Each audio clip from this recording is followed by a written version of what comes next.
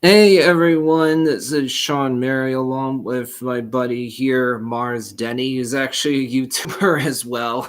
I've done some videos and streams. He's done some videos of how to glow sticking. I actually have done a stream before on Star Wars, yes, but that was by myself. And unfortunately, at the time, I wasn't feeling quite as well. I definitely had a cough, so it wasn't as good, but I wanted to actually jump on with him right now because we both like Star Wars for sure, but we haven't talked about it live on YouTube before. First of all, man, how about you say how many of the movies you've seen? I've seen the original three from the 70s and 80s. I grew up on those, and I watched them all the time as a kid, and I loved it. I saw the newest three, the prequel three, in theaters when they came out on their original air dates. And I've seen the last three, The Force Awakens, The Last Jedi, Rise of Skywalker. Have you seen Rogue One, a Star Wars I have seen story? Rogue One. Yep, that's a great one. A lot of people would agree it's the best of the Disney era Star Wars films. Have you seen Solo, a Star Wars I have story? not, unfortunately. I haven't seen Solo either. And the big reason why, to be honest, is that I don't really care about Han Solo's backstory. I would very much argue it's not something that's actually important. I think about it this way, man. In the original trilogy, do you know Han Solo's backstory? No. Are we told where he comes from, No, you how have he no idea. got to be the way he is now? There's nothing to support his character. Yeah, we don't know where he comes from, Right. but does it hurt the original trilogy that you don't have Han's backstory? I don't think so. No, it absolutely does not. You still get emotionally invested in Han's character, so you don't need to know where he comes from or the fact that he used to be in the Empire for just a bit. We definitely don't need to know how Han got his name. Right. It's just, yeah, it's kind of ridiculous. that's cringeworthy. You watch the movie, it's like, why is it we need an explanation for every minor little thing? Why is Right. it we need to know exactly how Han met Chewie, how he won the Millennium Falcon, how he got his jacket, his boots, his blaster, and we also need to know how he got his name. Right. Why does that matter? It's such a minor, unimportant, trivial little thing. I mean, to be fair, what I've heard about Solo makes me feel like this movie is overall fine. It doesn't feel to me like Solo makes the big, obvious mistakes that the prequels or the sequels make. It Right. feels to me like Solo isn't necessarily a bad movie. It's more just an okay, average, very middle of the road movie. Yeah. Doesn't really do anything all that good. There's entertainment value to it. Seems like there's some good performances. Seems like it's overall a competent movie, but not really one that's all that memorable, to be honest. No. So I'm like, I don't really feel motivated to watch it. Right. Curious, actually, have you seen the 2008 theatrically released Clone Wars animated movie? I have not. But It's I've in seen the Clone Wars TV series. the 2008 show of I've Ahsoka seen Tano. Yeah. That is overall a fantastic show. Don't get me wrong, it's not that every single episode of the show is fantastic. You and me would both agree on that. There's some Yeah. episodes that are weaker. There's some arcs in the show that are weaker than others. Yeah. There were some episodes that you could call filler, Right. but when you look at the big picture, that TV show does a lot. First of all, it takes the character of Anakin Skywalker and fleshes him out a whole lot more. Right. Makes you actually like his character. Because in the prequels, ooh, Anakin is not done well. Right. First of all, I think that having Anakin be a little kid in The Phantom Menace was a big mistake on George Lucas's part. If you had started off the prequel trilogy by seeing Anakin as a teenager, for example, Right. that would have worked out a lot better. Yeah. You could have actually started to set up the romance between Anakin and Padme sooner if Anakin had been the appropriate age. Right. If Anakin had been 16, 17 years old in The Phantom Menace, then you could have actually set up the romance between Padme and Anakin better. Right. You could have also set up the friendship between Obi-Wan and Anakin better. in the actual movie, The Phantom Menace, not only is Anakin a child, but think about it. Anakin and Obi-Wan barely interact in that movie whatsoever. I mean, how Right. often do they actually interact in The Phantom Menace? Like never. They meet each other, but that's pretty much it. On top Right. of that, Obi-Wan seems flat out He was like, Obi-Wan's "Hi, I'm Obi-Wan." Obi-Wan seems flat out irritated with Anakin in The Phantom Menace. Anakin develops a bond with Qui-Gon, but then Qui-Gon's killed at the end of that movie. And then in Attack of the Clones, Anakin seems pretty annoyed with Obi-Wan. Yeah. The two of them are more antagonistic with each other in Attack of the Clones. And then you get to Revenge of the Sith, and that movie starts to show the friendship between Anakin and Obi-Wan a little bit more, but I think it's just too little too late. The prequel trilogy needed to do more to actually make you buy the idea that Anakin and Obi-Wan were friends. So you really don't buy it all that much just based on the movies.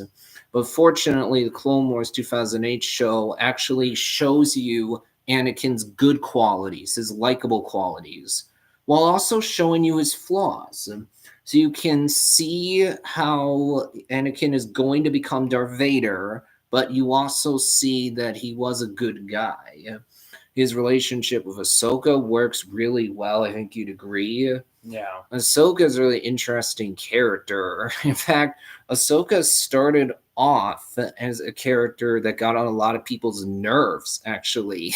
When you look at the 2008 theatrically released Clone Wars movie and early seasons of the show, she's a bit more annoying. Yeah. So people didn't like her all that much at first. But then as the Clone Wars went on, Ahsoka definitely became a lot more interesting. You saw her grow up into a more mature person or mature Jedi. Eventually, you see her actually leave the Jedi Order. In fact, that arc of the Clone Wars where you see Ahsoka falsely accused of a crime she did not commit, and then you see her walk away from Anakin and the Jedi Order. Oh, that works incredibly well. Ashley Eckstein, as well as the actor who played Anakin, trying to Hayden Christensen. He played Anakin in the movies, but there's a different actor that played him in Clone Wars.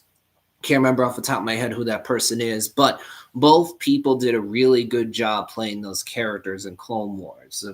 Plus, Padme's done better in the Clone Wars than she is in the prequels. When you think about Padme in the prequels, one of the big problems is that you do not buy into the romance between Anakin and Padme at all. Because Anakin is so unlikable and irritating in Attack of the Clones, where he's just whining constantly. He acts so incredibly awkward, weird, and creepy around Padme. Yeah. You just don't understand why it is that Padme would want to be with this guy. It's like she should be cutting ties from him. She should say, hey, even if I might be attracted to this guy, I'm going to wait to hopefully see that he'll grow up.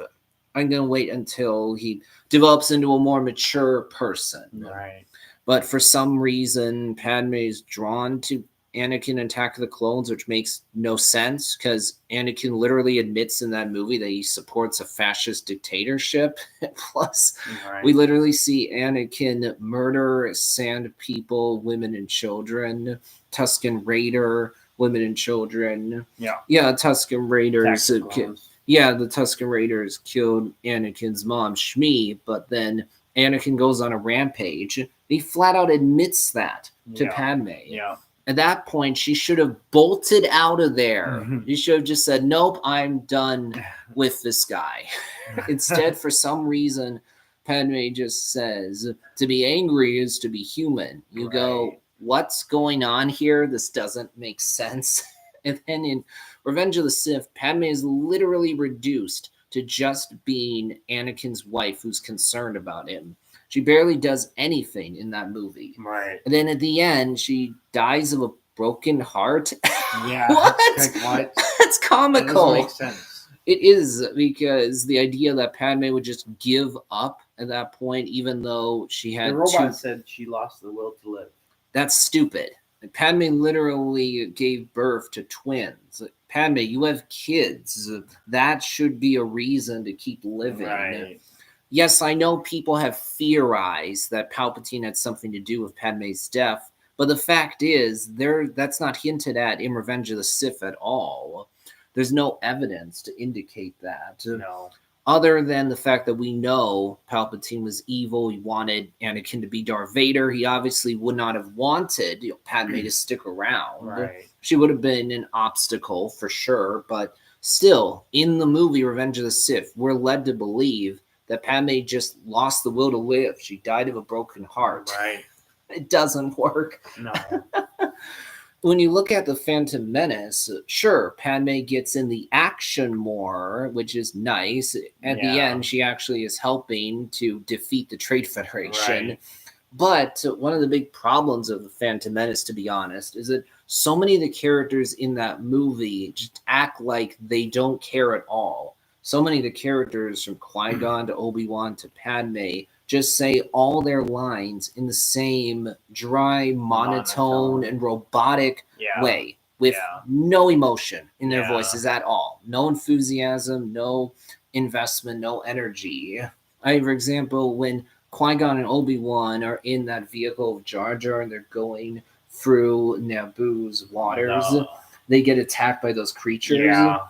Qui-Gon's just like, whatever, who doesn't cares? care. Yeah, we're fine. Just stop overreacting, Jar Jar. It's like, Yeah. oh, okay, well, I mean, if the Jedi don't care about what's going on, why should we care? Right. Think of- They're huge though. Yeah, it's they- like wouldn't that, even if you were a Jedi, it'd be like, like seeing a fish that big come at you and just no, I can't. I don't believe that is the real reaction of somebody. yeah, When when a fish like that. Yeah, when Qui-Gon and Obi-Wan take out the battle droids in the Phantom Menace, they do it so casually, like it Yeah. doesn't matter at all. Yeah. I mean, think about it this way: if I started talking in totally monotone way, you'd be so bored. Yeah. Example: if I start talking like this, "Hey man, how are you doing? I had a good day. How was your day? Was it fun?" Yeah. That's no. Yeah, Not good. that makes the movie very boring to watch. Yeah. And on top of that, it's really unclear who the target audience for the Phantom Menace is. Because on the Yeah. one hand, you have very juvenile elements, especially with Right. Jar Jar Binks. And Right. you remember how Jar Jar literally steps on poo and hears a Yep. creature fart? Yeah. It's It's super, like, oh, stinky goo.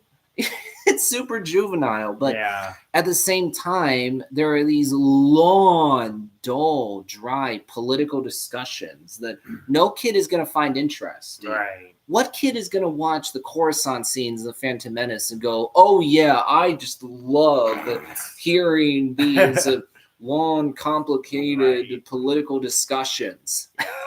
No. Okay. Well. Yeah, exactly. And plus, the characters are so monotone. But at the same time, if you think about it, there is some pretty offensive racial stereotypes in Phantom Menace. Yeah. And Jar Jar, ooh, yikes, just absolutely racist.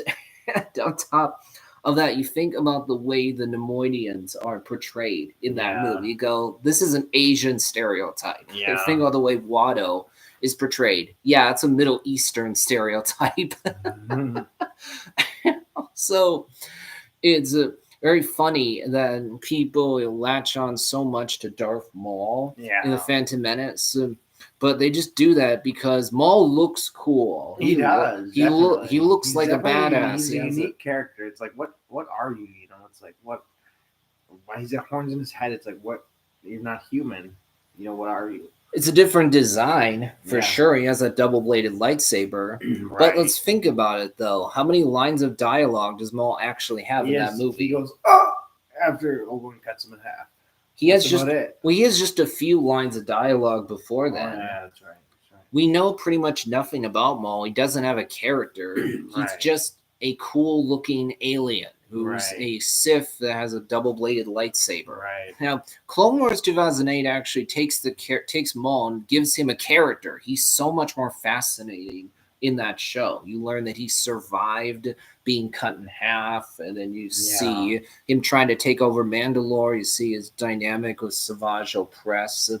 When Savage dies, it's really sad. You see that, oh, Maul is just living a horrible life filled with pain and suffering. He survived the events of the Phantom Menace, but he had to pay a high price Yeah. to survive. Yeah. One that's not really worth it. He was insane for 10 years. He lost his mind.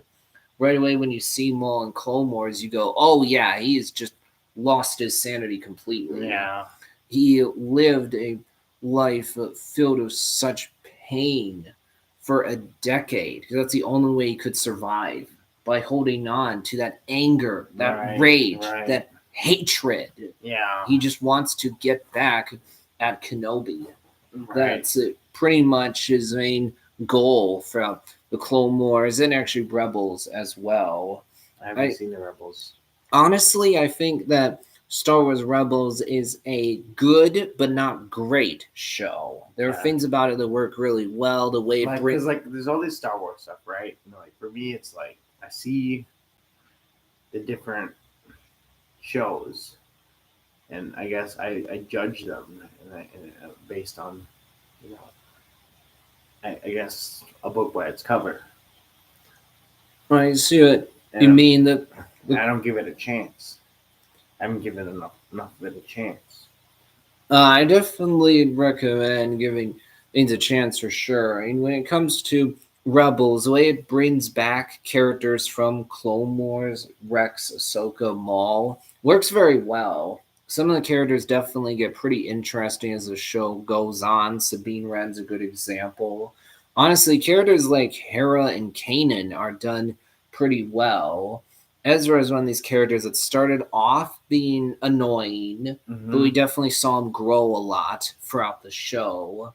Unfortunately, when you watch Rebels, a lot of the time the Empire comes off as just so dumb and incompetent.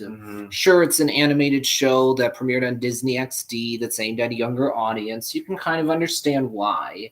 But still, when you watch Rebels, you feel like a lot of our characters have plot armor. The Empire, and especially the Stormtroopers, come off as just bumbling, incompetent idiots that can't do anything. You feel like, oh, the Stormtroopers are just useless. They can't ever hit anything. Yeah. Honestly, a lot of Star Wars content, I think you would agree, just makes the Stormtroopers look so just dumb. Like something to shoot, you know. Most of the time, they always miss. They never hit the main characters. Most of the time, if the trained stormtroopers, like they were grown to be a trooper, like trained to be a stormtrooper, you would think they would be accurate with the shots. Yeah, that's very true. You look at Ahsoka, like, you look at the military, like they train, you know, they train hard, they shoot and practice, and you think the stormtroopers would do the same thing. I know what you mean. You'd expect that to be the case. Like the military, you know, like the stormtroopers are the military. Yeah, for a long time, ever since Return of the Jedi, honestly, the Stormtroopers have been shown to be very incompetent. I mean, think about Return of the Jedi. When you see these cute, cuddly teddy bears that use bows and arrows defeat Stormtroopers, you're like, okay, I cannot take the Stormtroopers seriously anymore. They are absolute buffoons that are useless. Yeah. And then you watch shows like Mandalorian, Kenobi, Ahsoka, Rebels. You're like, Stormtroopers are just useless. Yeah. Honestly, one of the things that's super refreshing about the Star Wars show Andor is that when you get to the finale of season 1, you go, oh, the Stormtroopers are scary for a change. They're actually competent for a change. Really? They're actually killing people. Yeah. Wow, that's super refreshing. Yeah. Most of the time, they're just cannon fodder for our heroes to mow down, and we don't care at all. Right. It's like, oh yeah, they're mowing down Stormtroopers again, whatever. Yeah.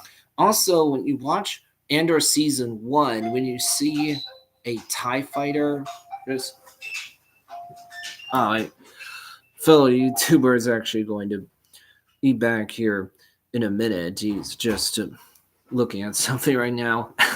But Sorry about that, guys. that's fine. What I was saying there, actually, in Andor season 1, when you just see a TIE fighter screech on by, as Yeah. people on the ground hear and see the TIE fighter flying on by, you're actually scared of the TIE fighter. That's super refreshing because Yeah. honestly, a lot of the time it's just like, yeah, we're just blowing up the TIE fighters once again, whatever, who cares? We Mhm. just grown so accustomed to that kind of ship, it's not really scary anymore. Right. But in Andor, when you see that ship from the perspective of people on the ground, you're actually scared by it for once.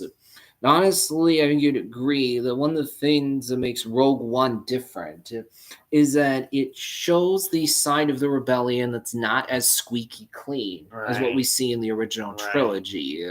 Actually, Andor is a prequel to Rogue One. It is. We know that Andor Yeah. Andor season 2 is actually going to lead right into the events of Rogue One, which takes place right before A New Hope. Yep. In Rogue One, I mean, the stormtroopers are not necessarily all that much more competent, but at the same time, pretty much all the characters die at the end of that movie. So Rogue One Yeah, feels they all die. it feels All more characters are dead by the end. yeah, so it makes that movie feel more serious than what we're used Right, to. It makes right. it feel more like a war movie. Right. In a lot of the movies, you feel like your main characters have plot armor, Yeah. where you're not actually afraid that anything bad's going to happen to them. Right. But one of the big things that helps out Rogue One is that most of our characters are not in the original trilogy. And actually, one of the things that's nice in Rogue One is you see the character of Mon Mothma. Do you remember who I'm talking about? I don't. I remember how in that movie, after Jyn Erso is rescued by the rebels, Yeah. she's taken to the base at Yavin 4. Okay. You see that lady dressed in white Yeah. who gives the mission briefing, Oh, yeah, tells okay. Jyn about what's going on, about the Death Star, and what Yeah. the rebels are trying to do. Yeah. That lady is actually Mon Mothma. Okay. The interesting thing is that this character was originally supposed to be in Revenge of the Sith. But all the scenes featuring her got cut out of the movie. Oh. They're out there. If you want to watch them, you can go on YouTube and watch them that way. Yeah. But they ended up not being in the actual movie. So the character Mon Mothma isn't in the prequels. But then remember how in Return of the Jedi, when our heroes are on that Mon Calamari ship, Yeah. there's that lady in white Yeah, that gives the mission briefing about the second Death Star. Yes. That lady is, again, Mon Mothma. It's one of those things where if you're a more casual fan, you don't really remember who this character is, because this character is one that's important. Right. In actuality, Mon Mothma was the leader of the Rebel Alliance. She was there right from the beginning. She was part of the Galactic Republic, one of the senators. Actually, early on, along with Bail Organa, tried to fight back against Palpatine. Mm-hmm. But obviously, Palpatine, very intelligent, he had a plan. Yeah. So it took time to actually stop him. Yeah. If you watch deleted scenes from Revenge of the Sith, then you know that, oh, Mon Mothma, Bail Organa, and Padme Amidala actually, along with other senators, tried to stop Palpatine from militarizing the Republic even further. They tried to stop him from becoming more of a dictator, more of a tyrant. But obviously, they weren't able to actually stop Palpatine. But Mon Mothma and Bail Organa ended up being key figures in the Rebel Alliance. Now, remember how in A New Hope there's that planet Alderaan that's blown up? Alderaan. Bail Organa was from Alderaan. So he tragically ended up dying when Alderaan got blown up. Yeah. Actually, it comes to Andor, similar to Rogue One, but even more so, it shows you a different perspective on the rebellion. It shows you that side of this organization that's not as squeaky clean. You see that, oh, the rebels had to do some pretty shady, morally questionable things in order to defeat the ultimate evil, which is, of course, the Galactic Empire. And the Sith, which are behind the Empire. Because Palpatine's the one who started the Empire, and he's actually the Sith Lord Darth Sidious. So while most people, of course, didn't know that the Sith were actually behind the Empire from the start, we as the Right. audience know that. Yeah. Andor really explores how when you're facing off against an evil government that is not being checked by anything, that has no morals to it, that doesn't have any limits, you're going to have to do some shady things, make some very hard choices in order to fight back against this evil Yeah. government. When it comes to Rogue One, I think you'd agree that the Darth Vader scene at the end works very well. Remember that? Yeah. Darth Vader in the hallway just killing all those soldiers. That's The end of Rogue One. yeah, Yeah. that's very memorable. Yeah. Though admittedly, as many people have talked about before, the characters in Rogue One are not all that memorable. They're not the strongest part of that movie. Yeah. You think about it, Jyn Erso, for example, is a pretty passive character for a lot of that movie, especially at the beginning. Jyn is just reacting to what people around her are doing, not really making decisions herself. Right. Sure, after the handcuffs are taken off her, she does try to get away from the rebels who are trying to rescue her, but then K2SO makes sure that she doesn't escape. Yeah. But for the most part, you're just going along with what everyone else is doing until you get later on, and she's telling the Rebel Council about how we need to destroy the Death Star. Right. Otherwise, you'll be subjecting the galaxy to an eternity of darkness. Yeah. And you see Cassian, Jyn, all these other people go to Scarif. That third act final battle, is really well done. You know, the space battle above the planet of Scarif, the ground battle. They had that ring, that planetary shield. Yeah, they had this ring around the planet or something, and they couldn't get through. Yeah, that third act works very well, but it is admittedly a bit of a rough road to get there. So when you think about the first two acts, especially the first act of Rogue One, there's a whole lot of jumping between different locations, different planets.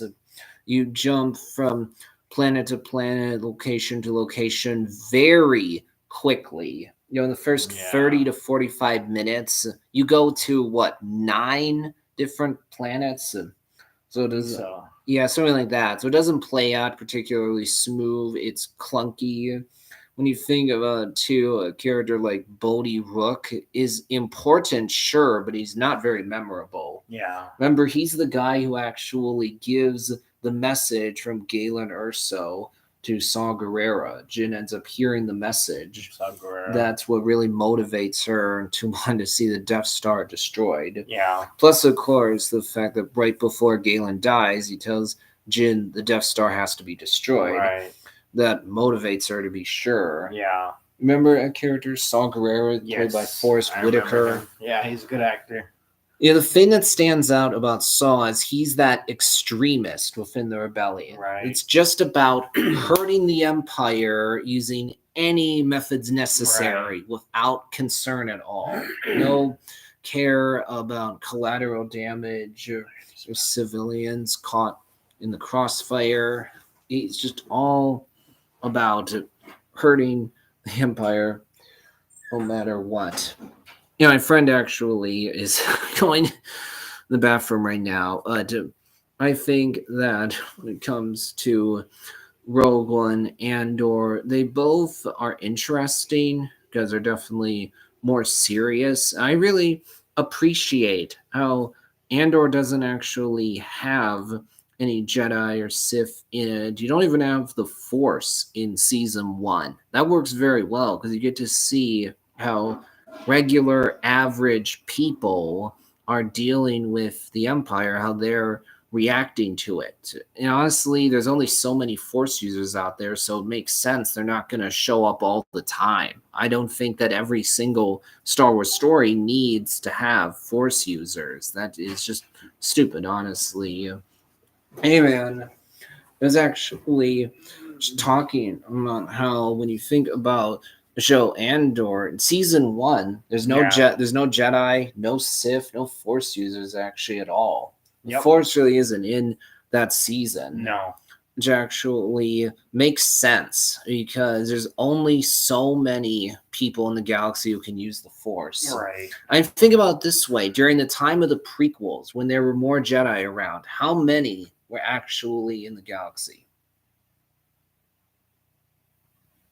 Not sure. There were only like 10,000 Jedi around during the time of the prequels. That might sound like a lot on the surface, but think about it. There's millions, billions of people living in the Star Wars galaxy. Yeah. So 10,000, even 100,000, that's actually a very small amount of people in the galaxy. Yeah. So there weren't that many Jedi around even before the Order fell. Right. And Well, I mean, especially after there's only a few members in the Jedi Council. there were 12 members of Wasn't the that council. Yeah, there were 12 members of the council and a whole lot of other Jedi during the time of the prequels. Right. But then, of course, Order 66 happens. After that, there's not very many Force users around. No. I mean, we Not know at that all. we know that Ahsoka Tano survived Order 66. Yeah. As you learn in the show Rebels, this guy, Kanan Jarrus, whose name was Caleb Doom, was able to survive. Yeah. And you have Ezra Bridger, who ends up being trained as a Jedi by Kanan Jarrus. But there's only so many Force users around after Order 66, so it makes Right. sense they don't need to show up in every single story. Right. I don't understand at all why it is that every single Star Wars movie or TV show needs to have the Force in it, or lightsabers, or Jedi, or Sith. You can tell stories without those big elements in there. Right. You can tell a whole bunch of different stories. Creativity doesn't need to be constrained unnecessarily, but just assuming that we always need to see a lightsaber, or we always need to see Force users. Yeah. If you think about Rogue One, actually, what's interesting about that movie is that the Force isn't in there much. Right. We see Darth Vader right at the end. Right. He shows up prior to that in one scene. Right. Plus, you have Chirrut Imwe, who believes in the Force, that blind guy with the cane. Yeah. We don't see him during the movie shoot lightning out of his fingertips or push people with the Force. Right. Nothing like that. Right. But you can tell he believes in the Force. Yeah. And then you have Lyra Urso right at the beginning of that movie telling her daughter, trust in the Force. Yeah. But for the most part, anyway, Rogue One is about ordinary people standing up to the Empire and making a difference. Right. Also, I also think it's interesting that in Rogue One, you get several new stormtrooper designs. I mean, you have the Death Troopers, those black troopers. Guys. Even you have the Short Troopers. You see them at the end. It's even a few new vehicles. Pretty interesting because Rogue One takes place right before A New Hope. So you'd think that you just see all the same kinds of vehicles, but that's not actually the case. Right. Now, I think you'd agree when it comes to George Lucas, as many people have talked about before, he has a lot of creativity and imagination. He's good at world building. He knows how to come up with an outline for a story. But writing is clearly not his strong suit. Coming up with dialogue, not his strong suit. He's very well known for not being an actor's director. Just look at the making of the prequels, watch documentaries about them, and you can just see George Lucas wasn't good at working with the actors. In fact, even some of the big Star Wars actors like Mark Hamill or Harrison Ford have publicly made fun of George Lucas for his dialogue before. One of them has literally publicly said, hey, I've told George before, you can write this stuff on paper, but you can't say it. One of them has literally said, there are times where I wish I could tie George Lucas to a chair and force him to say his own lines of dialogue. If you think back to A New Hope, of course it's a great movie. It does work incredibly well, but if we're being honest, you can see in that movie that George Lucas' dialogue can be clunky. First of all, you have Luke's whininess. Now, Star Wars came from comic books, right? not specifically, Not specifically. not Well, comic books. No, George Lucas was influenced by a lot of different things. Yeah. For example, Flash It's like Flash back Gordon. in the 70s or 80s when these movies came out. It's like A New Hope. It's like, well, what's A New Hope? Like, what are we getting over? You know, what Bruce came out like.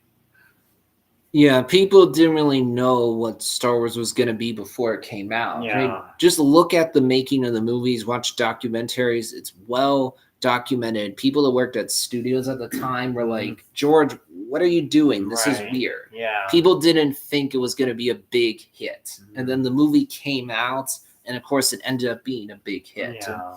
If you remember, there's that line from Luke that people made fun of a lot, where he goes, I was going to Toshi Station to pick up some power converters. Yeah. And also, people cracked a lot of jokes about Leia's fake British accent. Oh, yeah.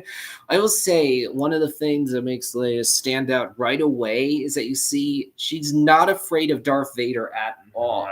Right at the beginning of that movie, you're like, wow, Leia is literally standing up to Vader and not showing any fear of him at all. You hear her say, Darth Vader, only you would be so bold.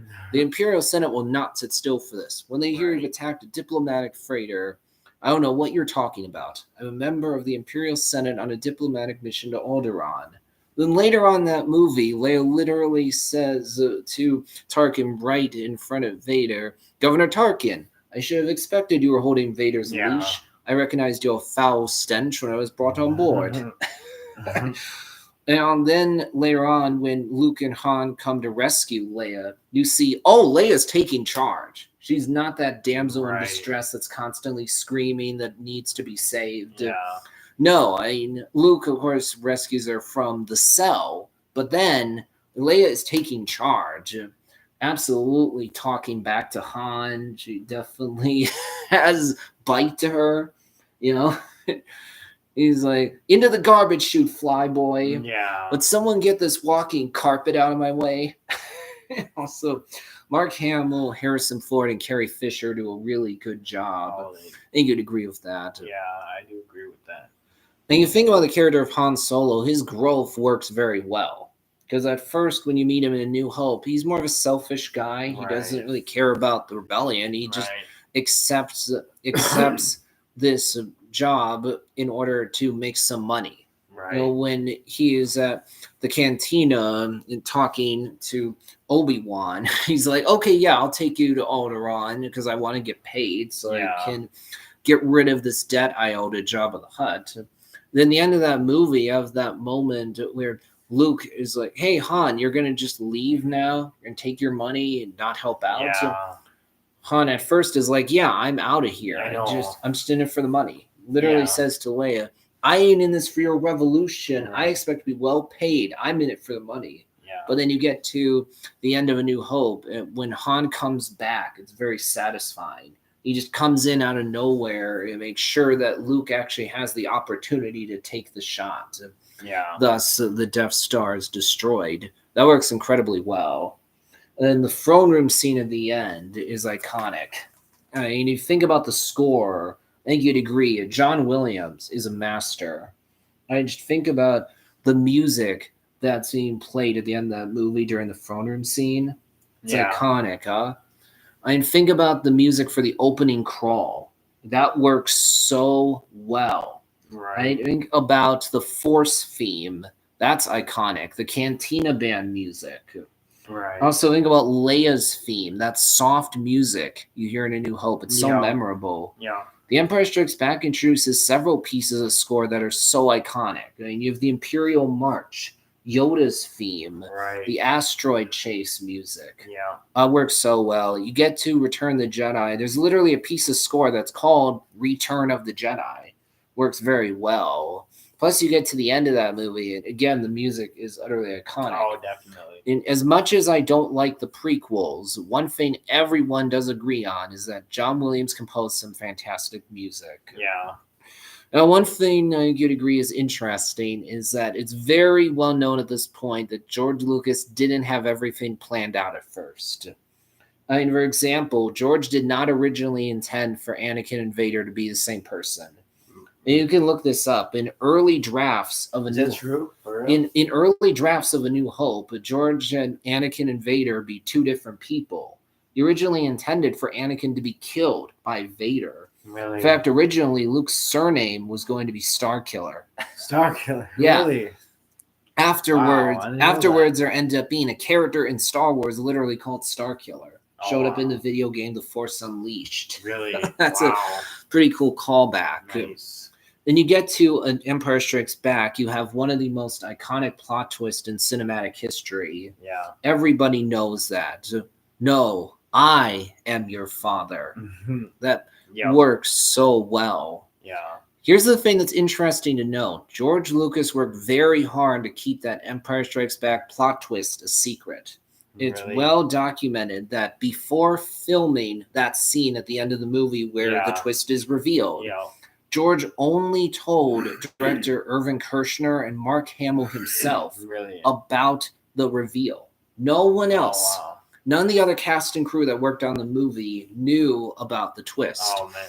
In fact, even the actor who played Darth Vader's body, named David Prowse, was given a different line to say. He saw the line was going to be, Obi-Wan killed your father. He Oh, didn't really? know the line was going to be, I am your father. No, you know that James Earl Jones is the voice of Darth Vader. Right. That is James so- Earl Jones, yeah. That is Rest so. in That peace. is, yeah. It's sad that James Earl Jones is no longer with us. Yeah. Indeed, rest in peace, because James Earl Jones is one of the legendary actors. Yeah. I mean, everybody knows the sound of Darth Vader's breathing. That deep, Right. booming James Earl Yeah, Jones voice yeah. is so iconic. Yeah. Here's the thing it's interesting to think about. James Earl Jones is not just famous for being Darth Vader, he's also famous for being Mufasa in The Lion King. Oh, really? Mufasa is very much intended to be the ultimate example of a good king, a good father, a good husband. He's meant to be that paragon, that pillar of virtue that we all look up to, Yeah. because that's what a king, a father, and a husband should be. So when Mufasa is killed by Scar, it's really sad. Yeah. For one, because Simba just lost his father. Right. I mean, the music played there, composed by Hans Zimmer, is top notch. Right. It just hammers home that emotion. Yeah. On top of that, we as the audience are like, oh no, it's so sad. We lost the paragon himself, Mufasa, the ultimate example of a good king, a good father, a good husband. Now Scar gets to take over, and he's the villain. Yeah. James Earl Jones is famous for both being the ultimate villain and also the ultimate hero. Plus, the guy is in the classic sports movie Sandlot. Yep. He's been in other things as well, Yeah. but he's really well known And for he was the being guy behind the fence, right? yeah, the guy who was the owner of that dog. Yeah. Scary dog. The scary dog that the kids knew as the Beast, because Yeah. they obviously have told this campfire story to themselves repeatedly, and so they all are convinced that this dog is a big scary beast when it's Right. really not. Yeah. You get to the end of that movie and the kids all realize that, oh no, this isn't a beast, no, it's just a regular dog. Right. And our main character Scott Smalls and the paragon himself Benny literally meet the guy played by James Earl Jones who can't see anymore. Yeah. Owns the dog. They learn, Yeah. oh, he's a really nice guy that actually knows Yeah. a lot about baseball. In fact, he knows Babe Ruth. Right. Going back to the original trilogy, here's another thing that's interesting. It's Yeah. well documented that George Lucas did not originally intend for Luke and Leia to be brother and sister. He only came up with that when writing Return of the Jedi. You remember in The Empire Strikes Back, there's that moment where Luke is leaving Dagobah. Yoda, Obi-Wan says, that boy was our last hope. Mhm. And Yoda says, no, there is another. Mm-hmm. That definitely tells you, wait a minute, there might be another Skywalker out there. All right. And then you get to Return of the Jedi, and it's revealed that Luke and Leia are siblings. Yeah. So here's the thing. Remember how at the beginning of Empire Strikes Back, there's that moment where Leia gives Luke a romantic kiss? Yes. Yeah. Luke has a look on his face like, huh, did you see that? Oh, that girl just kissed Just me. like, And- yeah. It's like, I got the girl, man. yeah. That is super awkward and uncomfortable when Yeah. you know from hindsight that, oh, Leia is Luke's sister. Oh, That's weird. I mean, it works for first time seeing it, you know. First time seeing it, yeah, but when you look back on that moment, knowing the truth, it's like, oh, that's weird. Yeah. Honestly, it was. But they didn't know. They didn't know. Yeah, their brother and sister. Yeah, George Lucas didn't come up with that until the third film in the trilogy. So he wanted to have one final twist. Mm-hmm. That's what he came up with. Honestly, I've always thought that when you get to Return of the Jedi and you get to that moment where Luke reveals to Leia that they're brother and sister, there's a big missed opportunity in the scene. Like the scene where he's hanging from the Cloud City, basically. Yeah, there's that moment. Leia, that works well. That works well. Yeah, hear me. Luke. And like Luke calls out. I can hear him, or you know. Yeah, that's when you get the first sign that Leia actually is force sensitive. Yeah. Yep.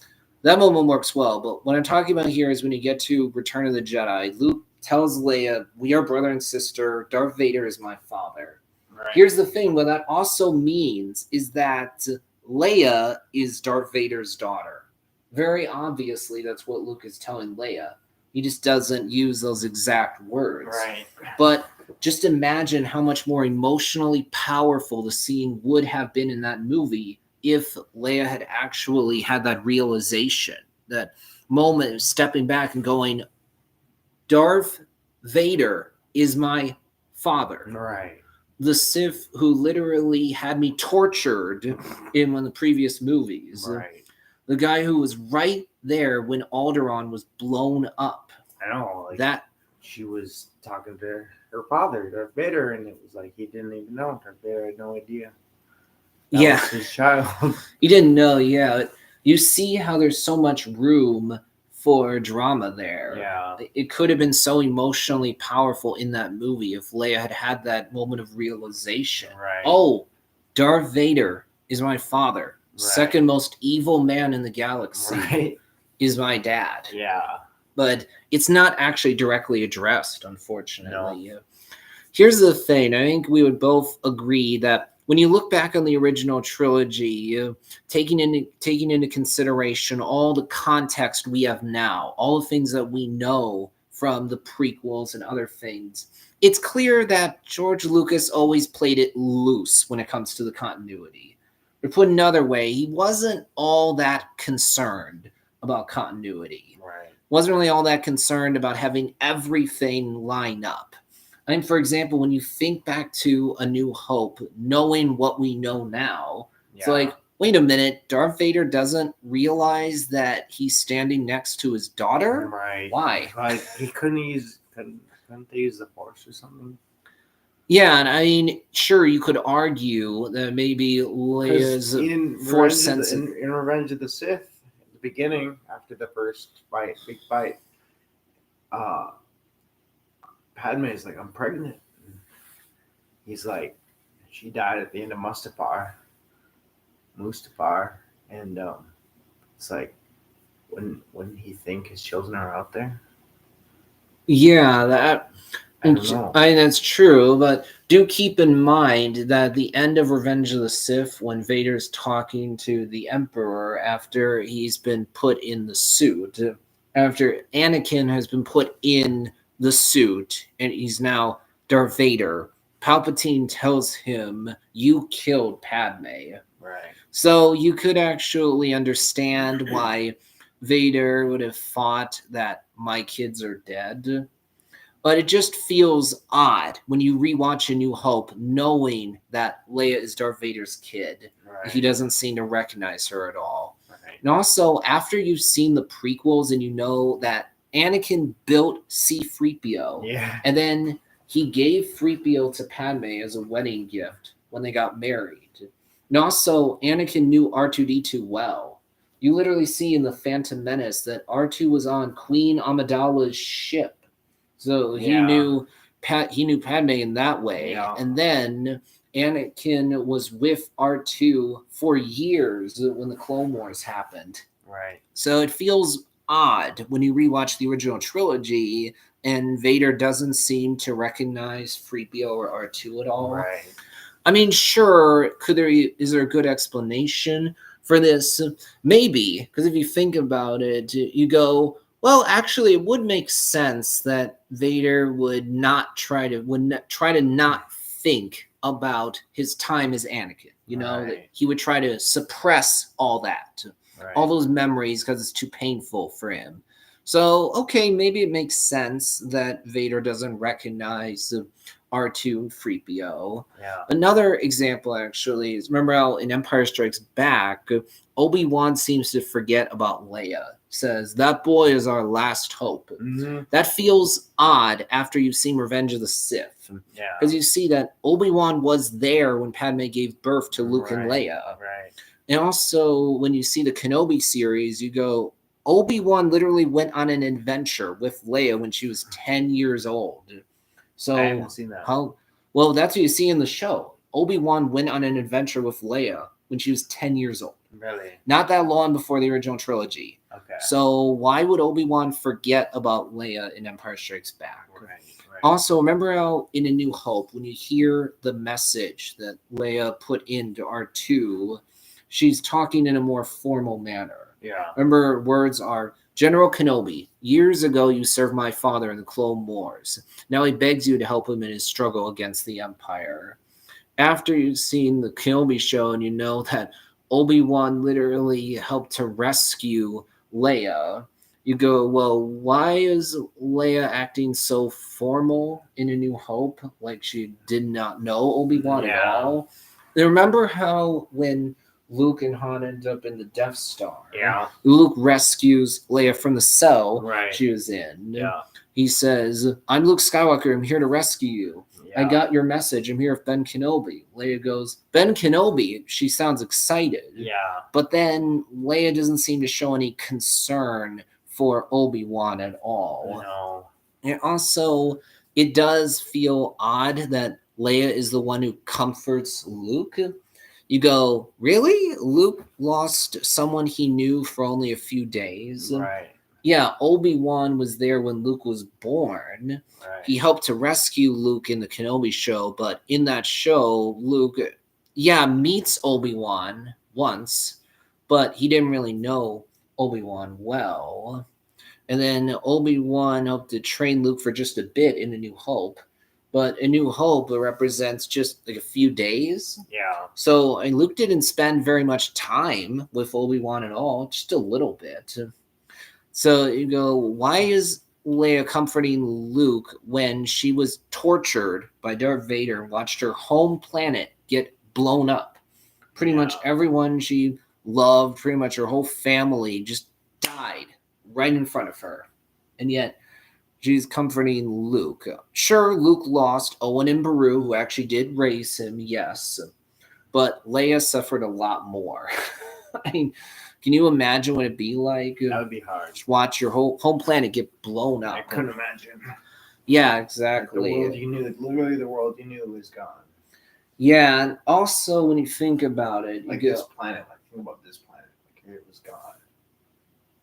That would be crazy. Like, it really just like because of someone shooting a beam at our planet, like I can't imagine. Yeah, you really can't. When you think about A New Hope, I mean, the score works well. Overall, the movie visually looks good. Yeah. That's not to say that every single visual has aged all that well. I mean, A New Hope came out back in 1977. Yeah.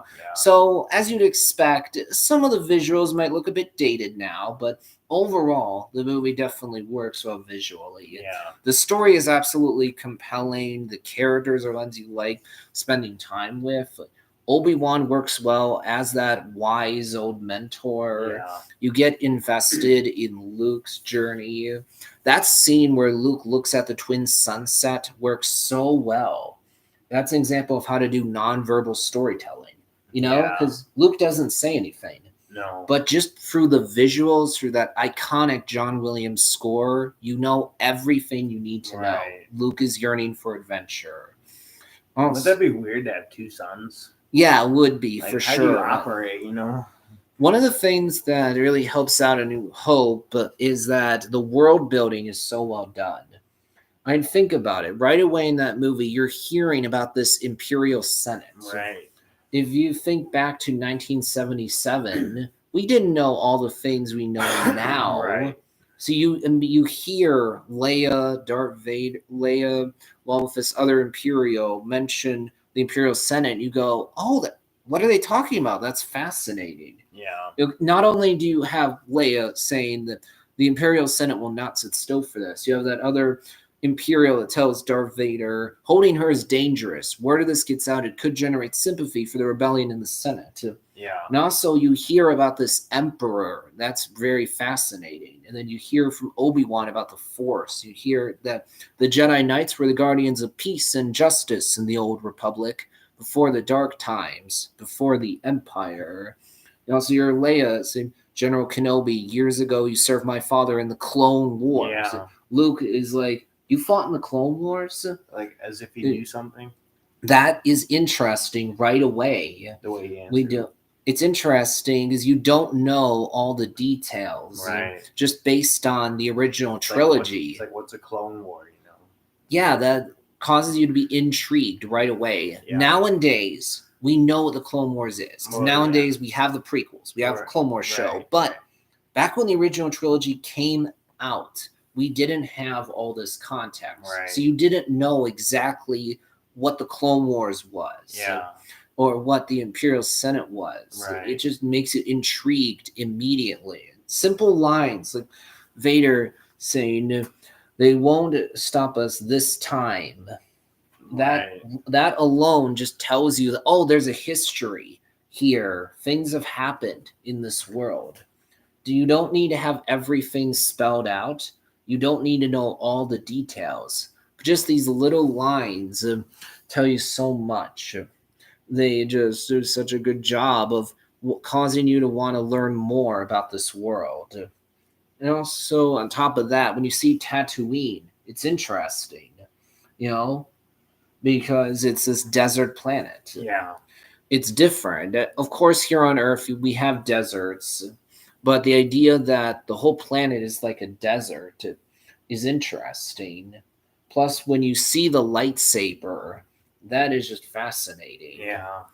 Now, when you think about the lightsaber duel between Obi-Wan and Vader at the end of New Hope, it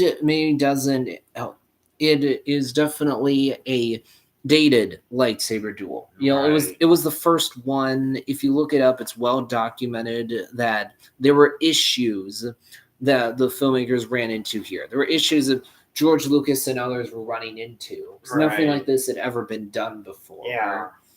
And also, if you watch the pitch meeting on YouTube from Ryan George, it's accurately pointed out that the fight does feel like two old guys who just woke up are fighting each other with their canes. Yeah. That's funny. It's the feel you get. And honestly, from an in-universe perspective, it does make sense. I mean, Obi-Wan's old by that point. Darth Vader is in the suit. right. So neither of them are able to do an epic Revenge of the Sith duel again. Right. They don't have the energy for that anymore. They're more just doing this lightsaber fight for old time's sake. Obi-Wan's trying to stall for time so that Luke, Han, Leia, Chewbacca, they can all escape on the Millennium Falcon. Right. Obi-Wan's sacrifice works very well. Yeah. And also the ending battle to destroy the Death Star works very well. That space battle where the X-Wings and Y-Wings come in to destroy the Death Star. Yeah. Is so well done, the way that the tension just rises throughout the scene as the Death Star gets closer to firing on the Rebel base. That works so well that it gets so close. Where Luke is the last one left. If he fails, then the base gets destroyed. Yeah. But then he's able to actually do it. It's so satisfying. You go, this person who was just a simple farm boy just blew up the big Imperial weapon. That is very satisfying. Also, it's interesting when you think about the characters of Owen and Beru, especially Owen. Because in A New Hope, Owen is more of a jerk, honestly. Yeah. He's more there as an obstacle that's standing in the way of Luke getting off of the farm going on an adventure, seeing the galaxy. Yeah. But when you think about Kenobi show, along with what you learn in the prequels, what's revealed in books and comics, you're like, oh, okay, Owen's not just a jerk. He's not just Right. a bad guy. You can understand what his perspective is. Mhm. You have a much better understanding of why he would be frustrated or or why he would not really trust Obi-Wan. Yeah. You know, when you think about it, you learn in the prequels that, oh, Owen was actually Anakin Skywalker's stepbrother. Yeah. You know, so Yep. Shmi Skywalker dies, Right. and Owen doesn't see Anakin after Attack of the Clones. You know, so Owen doesn't know everything we as the audience know. Right. Plus, you see in the Kenobi show that when this Inquisitor named Reva is threatening Owen, putting a lightsaber right up to his throat, Yeah. threatening to decapitate him or torture him horribly, Yeah. Owen does not give up Luke. And then you see at Right. the end of that season that, oh, Owen and Beru put up a good fight against this Force-sensitive Inquisitor because they want to defend Luke. It's like, Right. oh, Owen did actually care about Luke. Yeah. Owen's the one who actually raised him. Right. Again, Luke didn't spend much time with Obi-Wan at all. No. Yeah, Obi-Wan knew Anakin well. We see that. Well, yeah. But Obi-Wan barely spent mean, any time Yeah. with Obi-Wan Luke spent himself. like a day, a couple days, maybe a week with them. Something like that, Something like yeah. that. He didn't spend much time at all. Yeah. Owen and Beru were basically Luke's parents. Well, yeah. He had questions about like his parents, real parents, or whatever. Yeah, you see that in A New Hope. Beru is definitely the nicer of the two. Owen tended to be more stern. Yeah. You see in A New Hope that Luke's annoyed with his Uncle Owen because Yeah. he feels like Uncle Owen's really strict. Owen's Right. not letting him leave the farm, Right. stopping him from going on a big adventure. Yeah. But you see that, okay, Owen did actually care about Luke. He didn't always do the best job of conveying that. He wasn't a perfect guy. He had his flaws. But he was the one who actually raised Luke. Yeah. He actually did have a heart of gold. You could call him Jerk with a heart of gold. And in A New Hope, when Owen and Beru die, it's now a lot sadder because of all the context that we have from all this other content. Yeah. Honestly, I think that one of the big things that went wrong with the Star Wars prequels is that George Lucas was surrounded by a bunch of yes men. He Yeah. didn't have people around him who were willing to tell him no. He didn't have people around him that were willing to stand up to him or actually question his decisions. Mhm. And unfortunately, that's a problem when writing is not your strong suit, when creating dialogue is not your strong suit. Right. Everyone knows that's the case with George Lucas.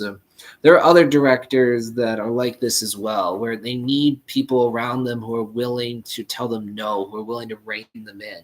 Think about Michael Bay for a second. Yeah. Everybody knows that Michael Bay can do big spectacle action, Right. but writing is not his strong suit. Yeah. When Michael Bay is kept in a box, when he has people around him to keep him on a leash, then he can definitely do good movies. When you think about Transformers 2007, Right. I'd say that's the best of the Michael Bay Transformers films. Yeah. Not that it's a great movie, but I feel like in that case, because Steven Spielberg was the exec. It was like a new spectacular thing.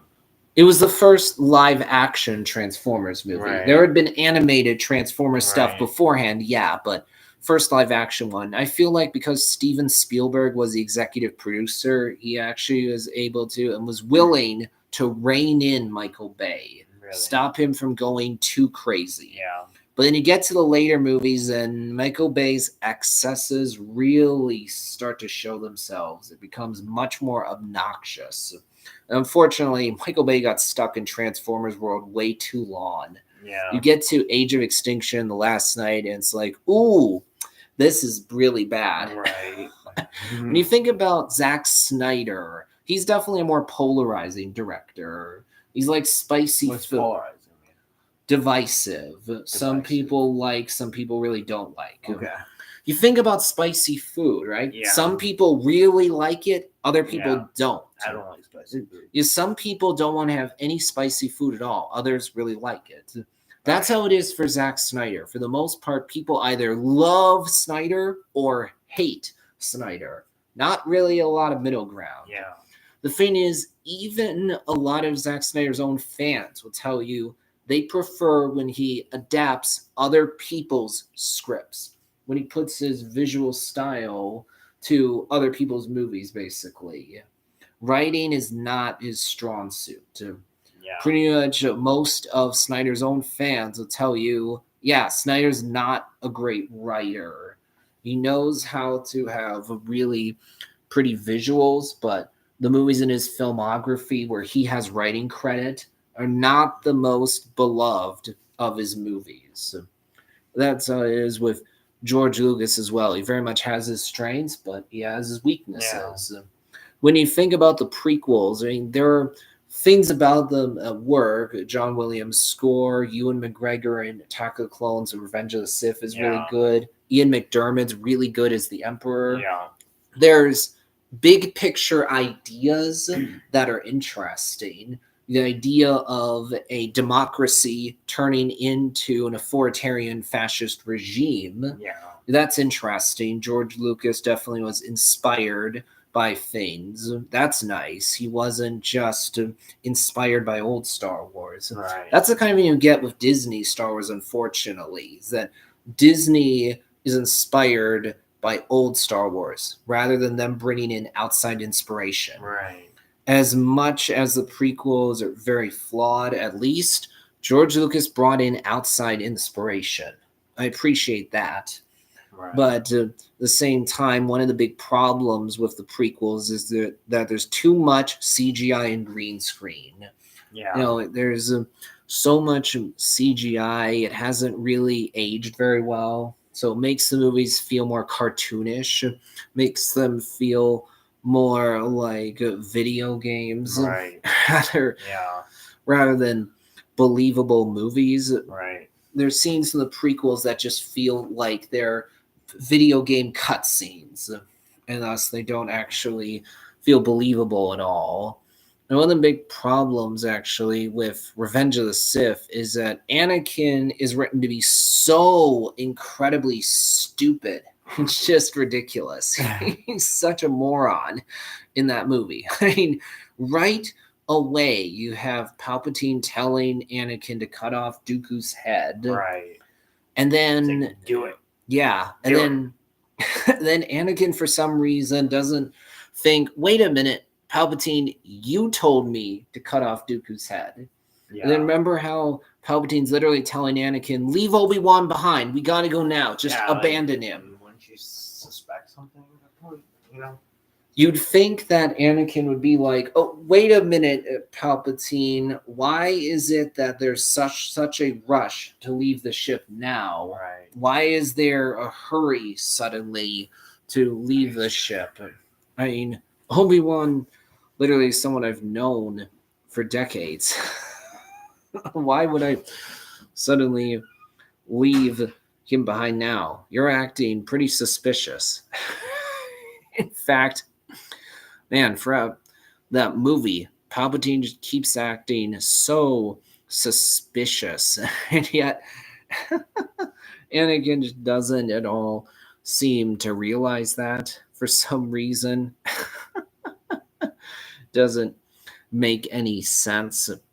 Honestly, I used to watch Revenge of the Sith fairly often, but not a movie I've rewatched in a while, and not really one that I'm very interested in rewatching, to be honest. When it comes to the TV shows, man, there's been a lot of ups and downs, that's for sure, especially when it comes to the live action shows. I mean, on one hand, you have something like Andor, but on the other hand, you have something like Kenobi or Book of Boba Fett. Those really don't work, especially Book of Boba Fett, just complete misfire. And so goes a disappointment, I would say. And it's actually just talking about how when it comes to the live action TV shows, man, there's been a lot of ups and downs. How many of the shows have you seen? Not many because they just don't seem to be. I'm a huge Star Wars fan. I love it. You know, the prequels and the old ones. But at the same time, it's like they're coming out with all this new stuff. They have books full of material. They have cartoons now a bit, and it's just a lot of like, do I really want to get involved with it? You know, Honestly, when it comes to the TV shows, I would say that your best bet is to watch the ones that are good and skip the ones that are not as good. First of all, when it comes to Kenobi, it's not a show I'd recommend watching. okay, There are moments in there that are cool, they're nice to see, Yeah. like Darth Vader in rage mode. But Mhm. overall, the show should have been a lot better than it actually is. I think a lot of people would agree with that. So the writing and execution in Kenobi is just inexcusably lazy, especially when you consider all the resources that Disney has at their disposal. yeah, There's no excuse for putting out subpar TV shows.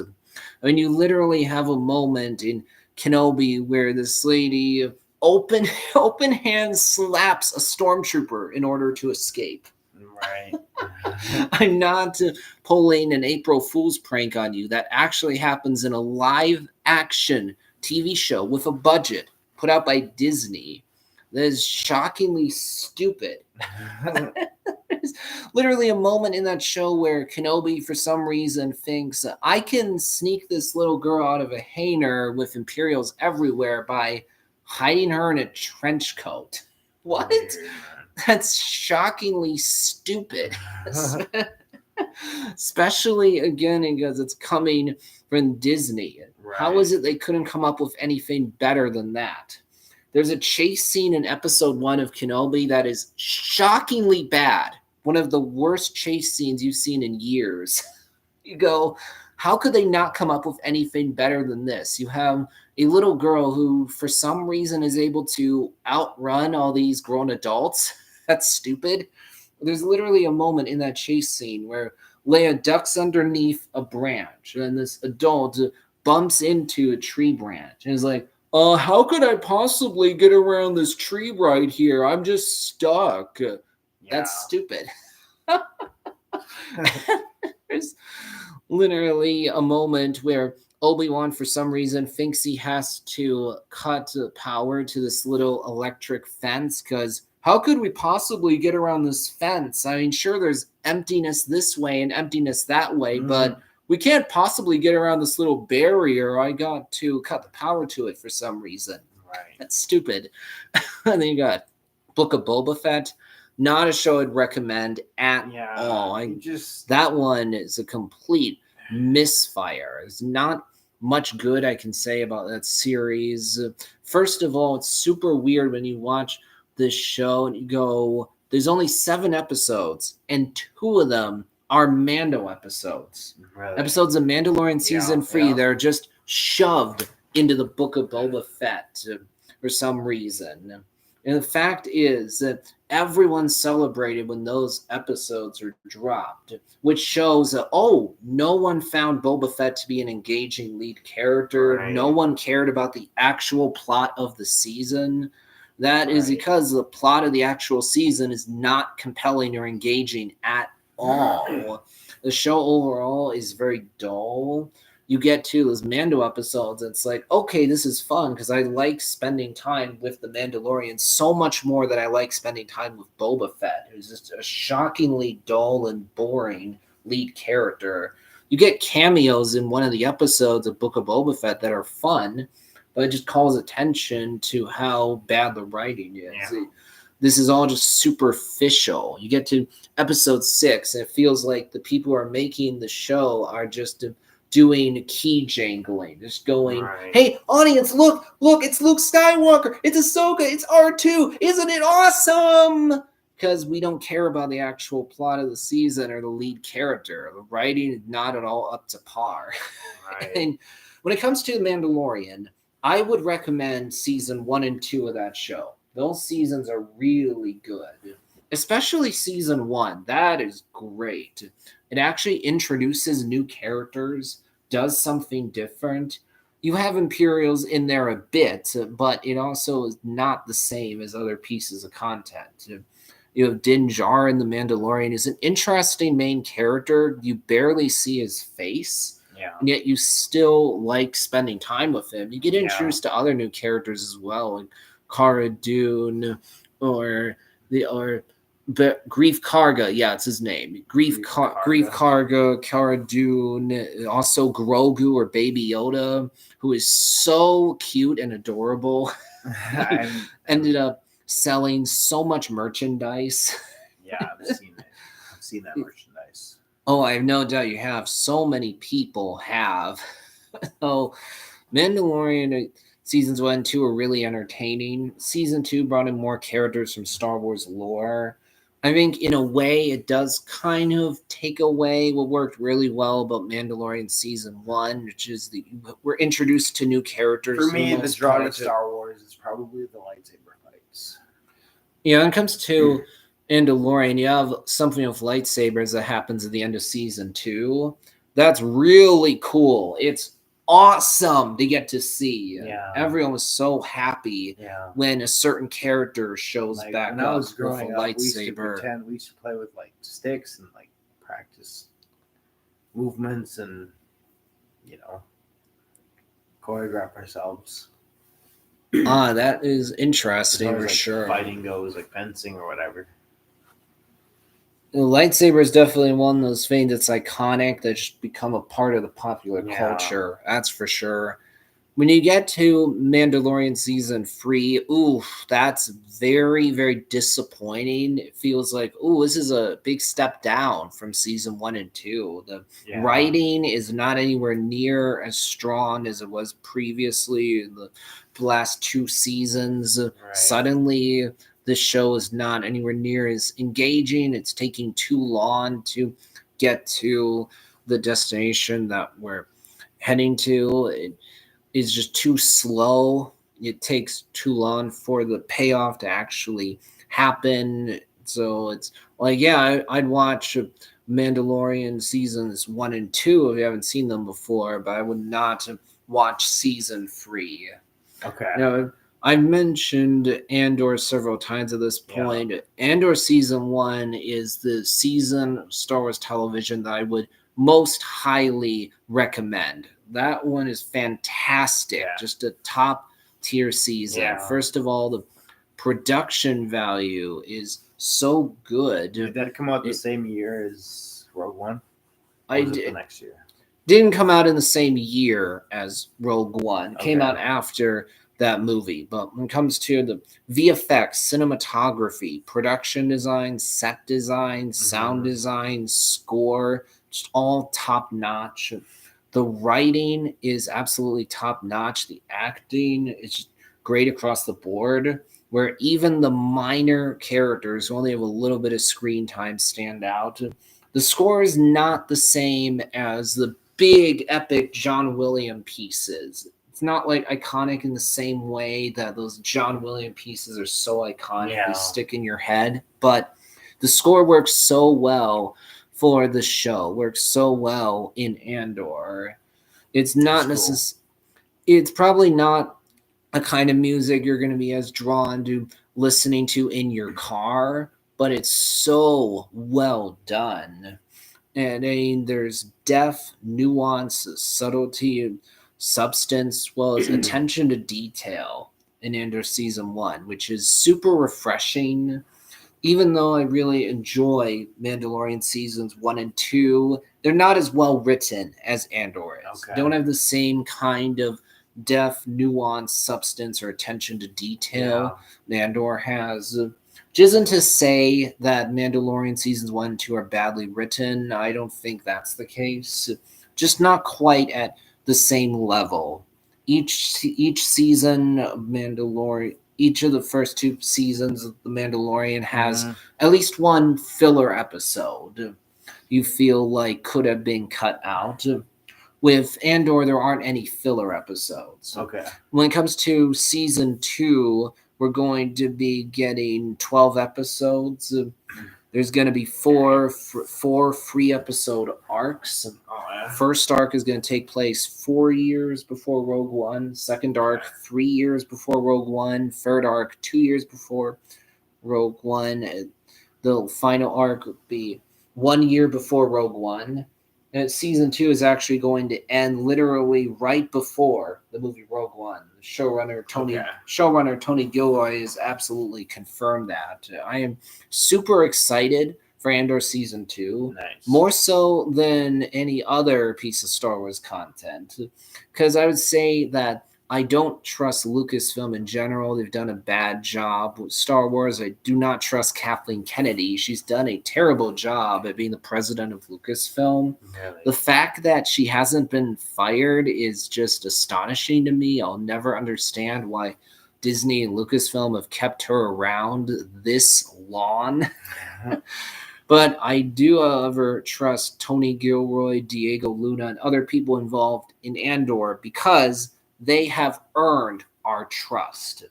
Thus, there's actually reason to be confident about Andor season 2. So the director, says the word?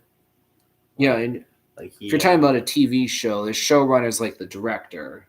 Okay. Yeah, the one who's calling all the shots. Yeah. Yeah, I'm actually confident on Andor season 2 because I feel like Tony Gilroy and the others are going to deliver. There's not any reason to be skeptical of them. So I feel like those people specifically know what they're doing. Lucasfilm in general, Kathleen Kennedy don't know what they're doing. When I think about Ahsoka season 2, it's coming out later on in 2025. Oh, yeah. I definitely am not as confident about that new season. I've seen Ahsoka season 1. I think that there are things about it that work well. Yeah. It's not a misfire in the same way that Book of Boba Fett was a misfire. Okay. Not quite as much of a disappointment as Obi-Wan. I feel like the writing execution, not as lazy as what you saw on the Kenobi show, but ultimately I was disappointed by Ahsoka season 1. It felt like the season ended up being just very average. Should have been better than it was. Should have been more exciting than it was. Frankly, Ahsoka is a shockingly dull lead character in that show. Just sad because she's so good in Clone Wars, Rebels. But when you see her in live action, it's like, oh, the problem is there's not enough energy or life to this character. Rosario Dawson played Ahsoka in a way that made her feel so distant, stoic, reserved, serious. She is constantly having her fingers crossed, her arms crossed, actually. Yeah. And especially in episode 1 of Ahsoka, it feels like there's constantly a pause between lines of dialogue. I haven't seen Ahsoka. Yeah, but here's the thing. Imagine if you and me started talking like that. If I went, hey, man, pause. Yeah. And you go, what's up? Good. I'm doing good. Oh, yeah. See what I mean? Oh, okay. If we suddenly started talking that way where we're pausing between every word, each of our sentences, that would feel weird. Yeah. That's what you get in episode 1 of Ahsoka. That makes it feel very slow, not engaging. Yeah. It's like, oh, why is it that everyone is always pausing between their sentences? I'm sure when you get to later on in the Ahsoka TV show, there's a little bit more life to the Ahsoka character, but overall I felt like this character should have been more compelling and engaging than she actually was, especially because she was so good in animation. But then they struggled translating his character over to live action. So when it comes to Ahsoka season 2, I'm like, well, I hope it's good, but I'm going to wait until all the episodes are on Disney Plus, watch videos about it, see what the consensus is, and then decide, is this season worth my time or not? Also, later on this year, getting season 3 of Star Wars Visions. You seen that? I haven't seen the reviews for that. Oh, well, Visions is actually this series of shorts. They're done anime style. Okay. Especially actually when you get to season 2, there's all these different styles, so the Okay. episodes look pretty different. Sure. The episodes are only like 10, 15 minutes long. Really? Wow. So they don't overstay their welcome. It's just a short little different piece of content. It's just a short little series of episodes that are a nice way to do something different with a Mhm. franchise without Okay. having to do a full TV show. Yeah.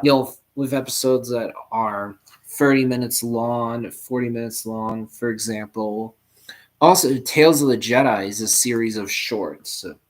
And it tells these little stories without doing full episodes of television. I think that's pretty interesting. Actually, when it comes to the animated shows, we talked about Clone Wars, Rebels, but also Bad Batch. Familiar with that one at all? I've heard of it.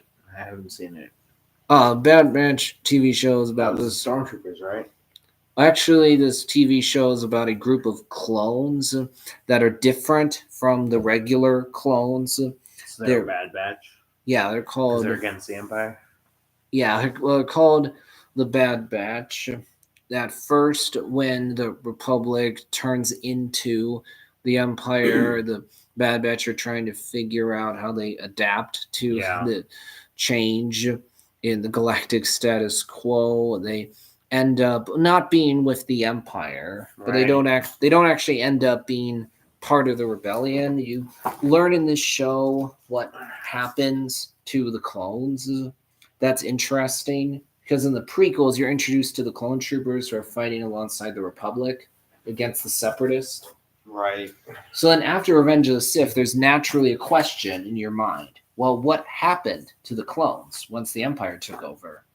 You see that in Bad Batch.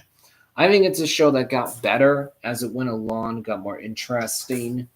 At first, it definitely was slower. Was There's some episodes that are not as strong, but as the show went on, it got more serious. The episodes got more interesting. Yeah. Actually, I do want to mention here that I own several reference books. Right here, you got Star Wars: The Essential Atlas. I've owned this for years. Actually, I don't remember when exactly I got it. What I'm looking at right now is Star Wars: The Complete Visual Dictionary. Visual Dictionary. Yeah, and actually have Here's another book. this is one I actually rented out from a library. It's Rogue One: The Ultimate Visual Guide. I also actually played the mobile game Star Wars Galaxy of Heroes for years. I've actually watched a good amount of streams about that game specifically. Galaxy of Heroes is a mobile game you can play on a device like a phone. It's one of these hero collector style games where the core loop involves you collecting resources in order to upgrade characters so they can then be more effective in various in-game activities, thus leading to you getting rewards, which you use to increase your character's power, upgrade your characters so you can do better in the different game modes. I'm currently playing Marvel Strike Force, actually. I've done a little bit of Marvel Snap, but I'm not playing Marvel Snap right now. I'm doing Marvel Strike Force. You also have Raid Shadow Legends, which is another one of these hero collector style games. Actually, I have a question What's up? for you, man. Have you read any Star Wars books or comics? I've seen books in old libraries. And Do you remember reading any? no, I there was I think there was a Han Solo one. That was trying to think. Let's see. It was I can't remember the name of it. Huh, that's interesting. I actually have read some books myself. I have read the Darth Bane trilogy from Legends multiple times. You know how you have the old Star Wars Expanded Universe, which is now called Legends? Yeah. When Disney took over, when they purchased Lucasfilm from George Lucas, They looked at all the content that had been created, all the books, comics, video games. They decided that this stuff is now called Legends. We're going to do a new canon. We're creating our own canon, separate from the old EU. So you have two different continuities. You know, you have the old EU Legends along with a Disney canon. I actually have read some of the Star Wars Legends novels. I read the Darth Bane trilogy multiple times, actually. I've read the Revan novel. I read it years ago. I read some of the books, actually, for the new Disney canon, like Bloodlines along with Catalyst, which actually ties right into Rogue One. I think Catalyst is actually really well written. That's one I would recommend. I haven't read any of the Star Wars comics. I've never been a big comic book person. I like comic book movies, yeah, along with comic book TV shows, but I haven't specifically read any comics. When it comes to video games, I actually used to own Lego Star Wars on the Wii. Back when me and my parents lived in New York, we had a Wii. I had several different games for it. A few different Lego games. One of them was Lego Batman, another one was Lego Star Wars. I didn't do a ton of Lego Star Wars, but I owned that game. There's a ton of books out there, and that's for sure. Yeah. If you look at a list of all the books, both the ones from Legends along with the new Disney canon, there's so many of them. I don't even know, man. There's so many. There's so much. Yeah, there's some. I don't know. I gravitate towards the prequels, honestly. Personally, myself, growing up as a teenager. Yeah, I don't specifically remember watching the prequels in the theaters. So that's the difference between you and me. You obviously have more. I'm 34. Yeah, you have more nostalgia for the Star Wars prequels. Yeah. I mean, sure, I used to actually watch Revenge of the Sith fairly often. Yeah. Big part of that is just because there's a lot of action, a lot of lightsaber duels, but it's not a movie that for me has aged very well. As I thought about more, I'm like, oh yeah, this movie's not good. I still think it's bad. I don't think it's quite as bad as Attack of the Clones or Phantom Menace, but I think it has a lot of problems. Yeah. Like, for one, you have that very clunky George Lucas dialogue. Like, you turned her against me. Yeah. All of Anakin's lines, especially later on in the movie, are like, ooh, that's not good. No. Earlier, I was talking about how dumb Anakin is. The big reason for it is because Palpatine acts so incredibly suspicious throughout that movie. Yeah. It's like, how is Anakin not picking up on that? Right. Why is it he can't put two and two together? I mean, right from the beginning, you have Palpatine telling Anakin, leave Obi-Wan behind. Yeah. Anakin should immediately be like, hold on a minute. Obi-Wan's a Jedi Master that we've known him for decades, and Palpatine, you're telling me to leave him behind to die for no real reason when there's no real hurry. Right. You're acting kind of suspicious. Right. Yeah. And later on, when Anakin is at the Opera House with Palpatine, Palpatine's telling him that story of Darth Plagueis the Wise, Anakin should have alarm bells ringing in his mind. Yeah. He should be thinking, this weirdo is very suspicious. I mean, why is it this guy seems to know so much about the Sith? Why is it he seems to love the Sith and despise the Jedi? Right. How does he know about an old Sith legend? But yet Anakin just goes along with it. For some reason, he doesn't seem to be weirded out by this at all. Yeah. It's kind of like the way he expresses himself when he's going through all this. Is like, I feel like, how do I say it? I don't know. I guess I'm just trying to say, I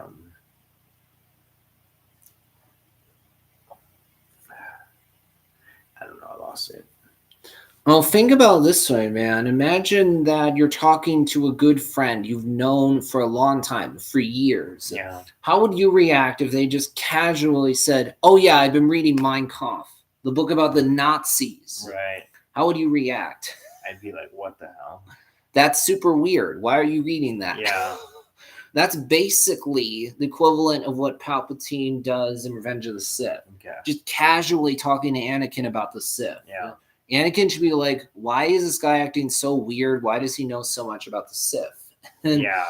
later on in that movie, when Palpatine reveals the truth to Anakin that he's the Sith Lord the Jedi have been looking for, Right. Anakin should immediately be putting two and two together in his mind and thus come to the realization that, oh, Palpatine obviously is behind everything. He obviously Right. is a mastermind that's been orchestrating all this. Right. Obviously, he orchestrated the attempt on Padme's life. He Right. orchestrated the Clone Wars. He's But trying. how do you how does Anakin not, or Darth Vader, whichever, Anakin or Darth Vader, how is he not mad at Palpatine for trying to take out Padme in the that's exactly. like Yeah, it's an example of why the writing is not good. Because Anakin would have been so mad at you would Palpatine. think he'd be like, "Fuck you, dude." Yeah, and think about this actually. Right after Anakin cuts off Mace Windu's hand, and then Palpatine shoots him out the window, Force lightning.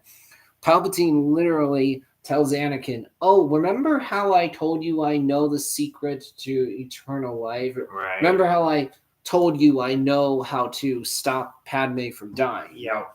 Actually, I don't know that. I lied to you, Anakin. Yep. We might be able to figure it out together, Right. but I don't actually know how to save Padme."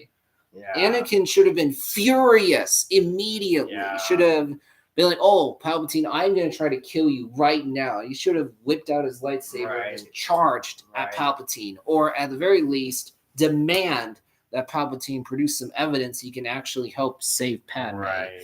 But yet Anakin just doesn't notice. Wait a minute, Palpatine just admitted that he's been lying to me. Right. He admitted he's been taking advantage of me and manipulating me. And then Palpatine suddenly says, "Oh, Anakin, by the way, I know where the Separatist leaders are. Go out there and take them out." Anakin should have immediately been like, "Palpatine, you could have mentioned that sooner. Why is it you conveniently only mentioned right now that you know where the Separatist leaders are? Why didn't you tell us that sooner?" Right. And when you think about the duel between Anakin and Obi-Wan on Mustafar, of course, the John Williams score is top notch. Yeah, definitely. There's something cool about seeing such a big, epic lightsaber fight. But at the same time, why did the fight need to be 45 minutes long? Not saying that's literally how long it is, but it feels like it's 45 minutes long. Yeah. Why is it that the fight needed to be that over the top, that ridiculous, where Anakin and Obi-Wan are balancing on these thin beams, jumping on platforms? Why couldn't the fight have been 5 minutes long on the side of a volcano and then it's done? Right. You know what I mean? Someone was telling me that they didn't like the new Star Wars because they dance with lightsabers instead of actually use them normally, I guess. I don't know. The thing is that when you look at the prequels, the lightsaber fights just feel much more obviously choreographed. Mm. Whereas when you look at the original trilogy, the fights really don't feel choreographed. Right.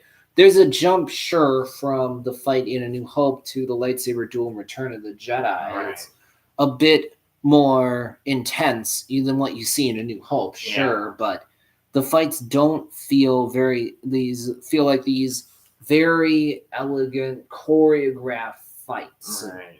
Right. When you think about the Star Wars sequel trilogy, man, the big problem with these movies is that it's so abundantly obvious, especially now after the fact, that Lucasfilm, Kathleen Kennedy had no clue what they were doing. Yeah. They didn't have a plan, a vision, or a roadmap for the trilogy at all. Right. They just wanted to put out more movies to make money. So they let J.J. Abrams come in, do what he wanted with The Force Awakens. Not J.J. Abrams. The problem is that they allowed J.J. Abrams to create all these mystery boxes. Yeah. Like, for example, who is Snoke? Who are Rey's parents? Right. How did Maz Kanata have Anakin's lightsaber? But J.J. Abrams didn't provide any kind of outline for where the other movies in the trilogy would go. Right. Didn't provide any kind of ideas as to the answers to these mystery boxes at all. Right. He just told whoever was going to do episode 8, he told whoever was going to do episode 8. I don't know if it was originally called The Last Jedi, but it was episode 8. J.J. Abrams just said, "Hey, new guy, do whatever you want. I don't care. Yeah. You come up with the answers to all these mystery boxes that I put George into Lucas has been place." sitting on this stuff for 50 years, 60. Yeah, he's been a I'm trying to think, it came out in the 70s, late 70s, early 80s. So that's like, like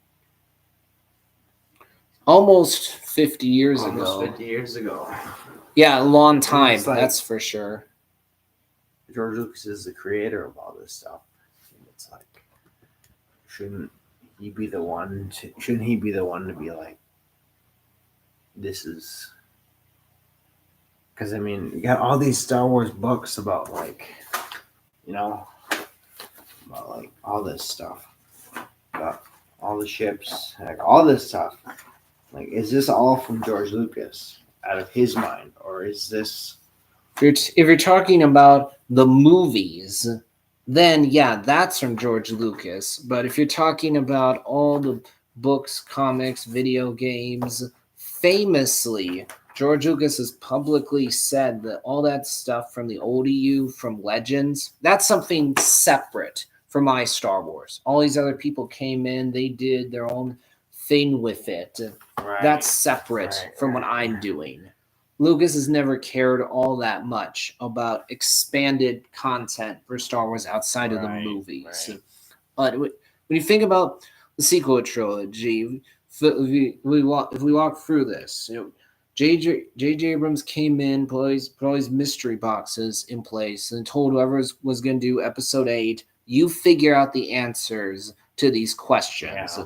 So then Rian Johnson came in and just took the trilogy in a radically different direction, which obviously was not at all what J.J. Abrams, Lucasfilm, or Kathleen Kennedy had in mind in the first place.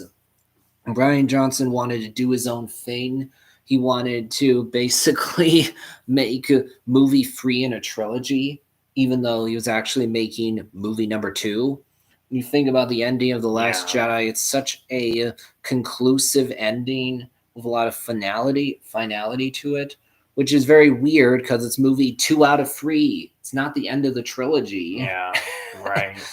So you can tell that Rian Johnson didn't really care about the big overarching story. He didn't care that he was making movie 8 out of 9 in a saga that's been around since 1977. He didn't care about world building.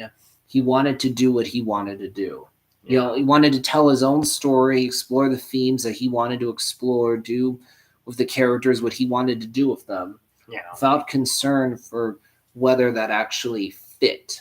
So you have the character Luke Skywalker, who suddenly is so broken, cynical, and jaded in The Last Jedi. You go, there's such a gap between the Luke we knew before and the Luke that we see now. Such a big gap from what we saw at the end of Return of the Jedi versus what we see in The Last Jedi. If you wanted to actually make this feel earned, you needed to do a lot more bridge work, a lot more setup to get us as the audience to buy the idea that Luke would fall this far, that he'd be this broken, he'd be so cynical, give up hope entirely, go to an island to die.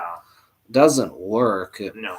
When you get to The Rise of Skywalker, it's so blatantly obvious that Lucasfilm, Kathleen Kennedy overreacted to the negative backlash against The Last Jedi.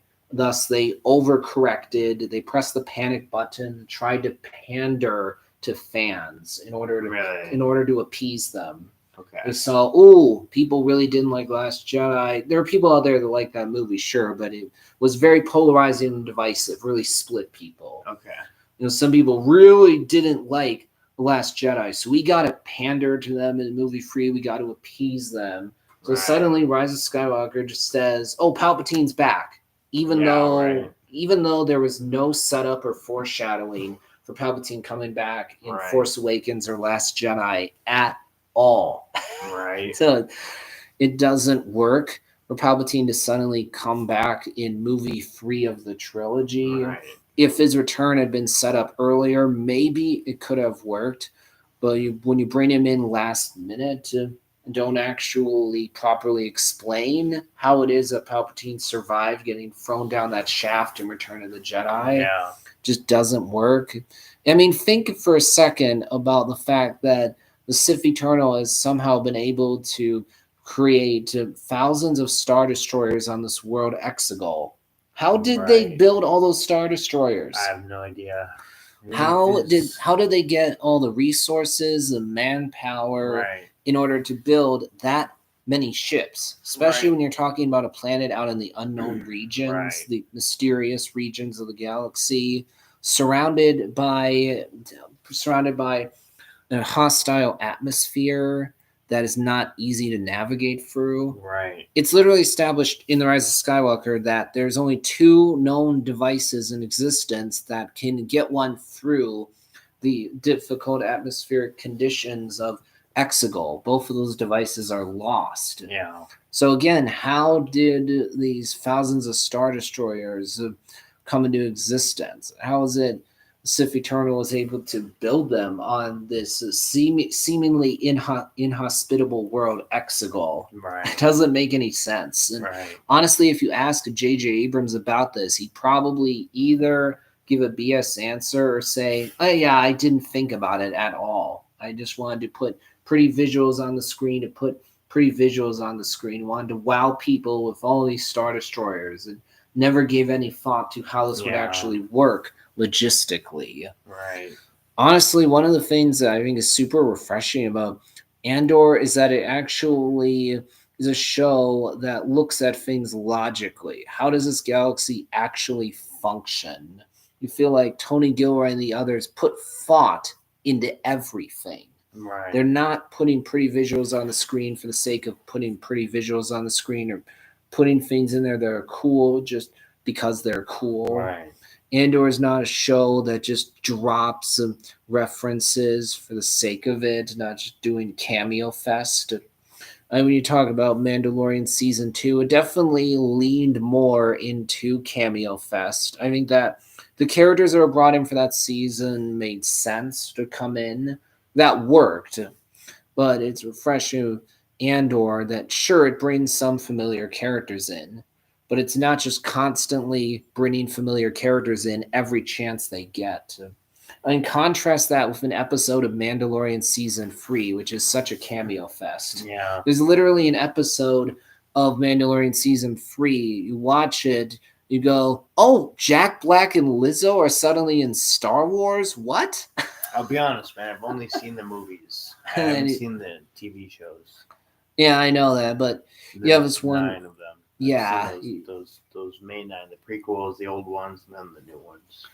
yeah. The thing is that when you get to that episode of Mandalorian season 3, it's just like, really? We have Jack Black, the actor, a singer named Lizzo, Really? actor Christopher Lloyd, Jack Black is in all there? in there suddenly for no reason other than getting people in the audience to go, "Oh, I know who that is."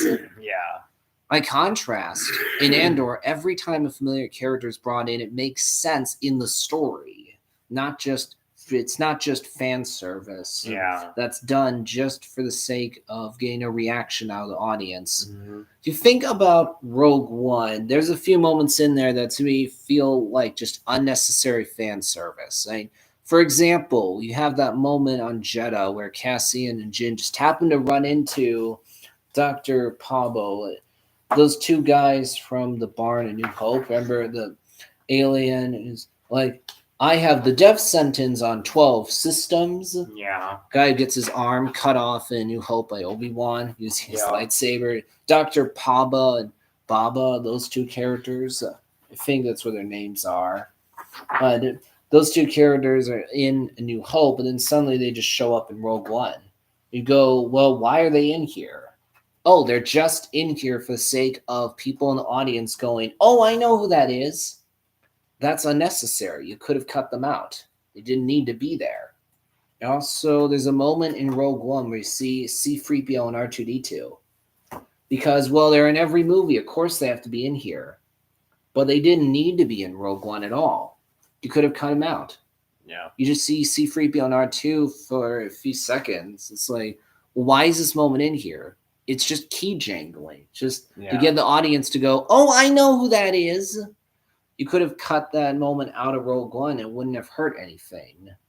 By contrast, it makes sense that Bail Organa shows up in Rogue One. I don't think that's unnecessary fan service that works. Also, when you get to the third act and you have Gold Leader, Red Leader, Yeah.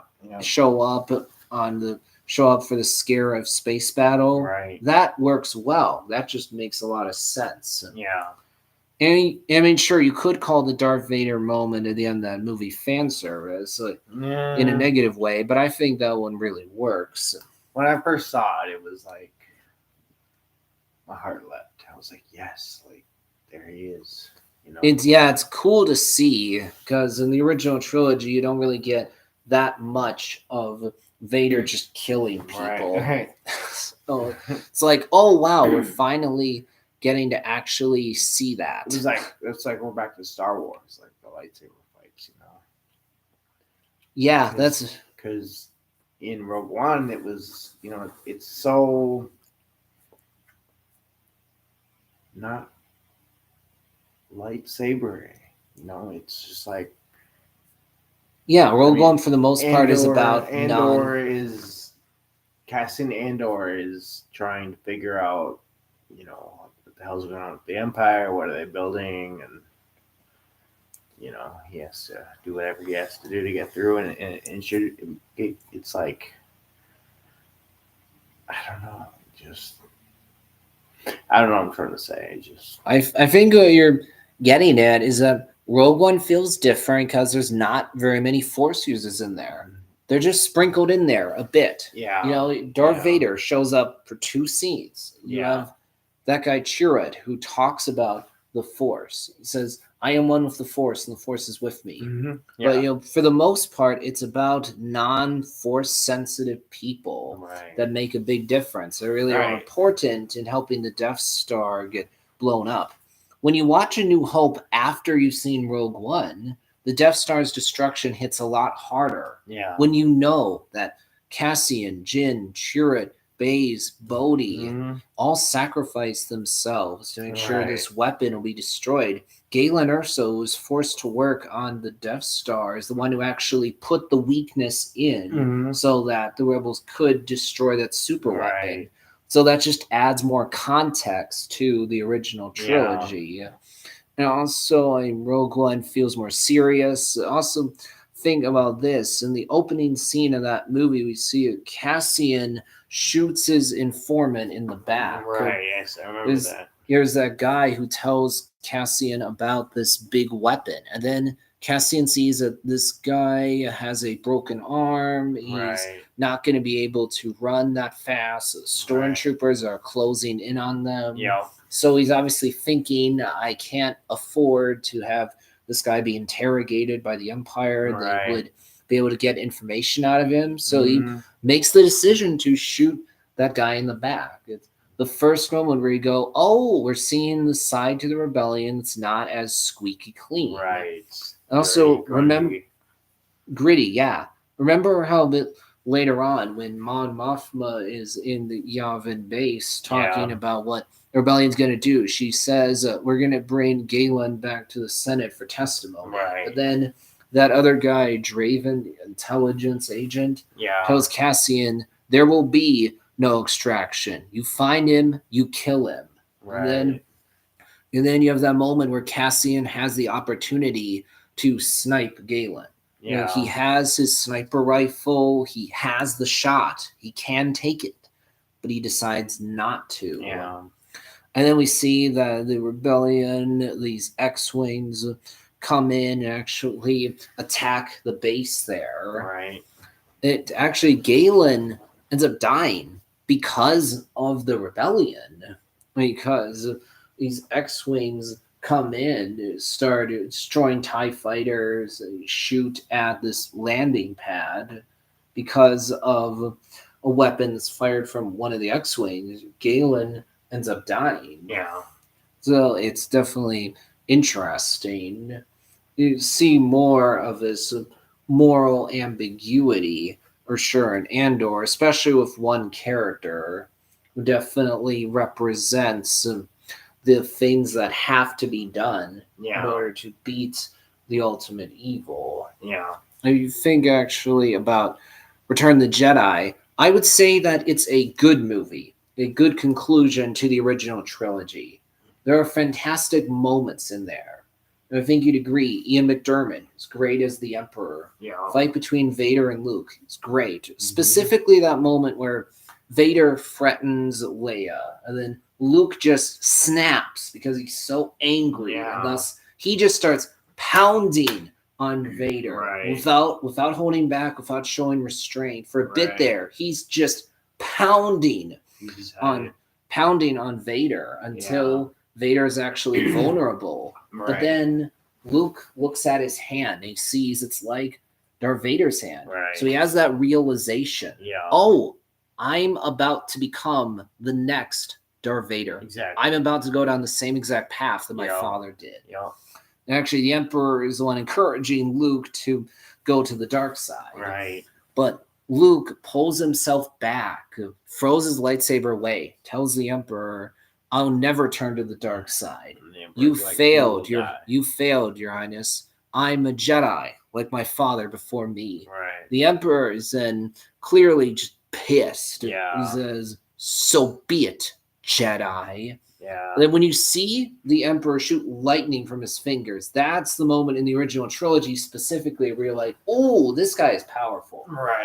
You understand that, oh, the Emperor probably could snap Luke's neck if he wanted to kill him immediately. But he doesn't want to kill him immediately. He wants Luke to suffer because Luke dared to not fall to the dark side. You know, he dared to continue being a Jedi. So Luke has got to just suffer as much as possible. Then Vader does the right thing, throws the Emperor down the shaft. So that redemption in there. Interesting. I mean, the original trilogy, you don't even hear the name Palpatine mentioned once. The guy is just the Emperor. Actually, if you think about all 9 movies in the Skywalker saga, there's not that many moments where you actually see who Palpatine really is, where you actually see him being the villain. A lot of the time in the prequels, he's pretending he's mostly just in Return of the Jedi. In the prequels, for most of the time we see him on screen, he's pretending to be the good guy. Pretending to be the Chancellor of the Republic, Chancellor Palpatine. But we know he's actually Darth Sidious, the ultimate mastermind behind everything.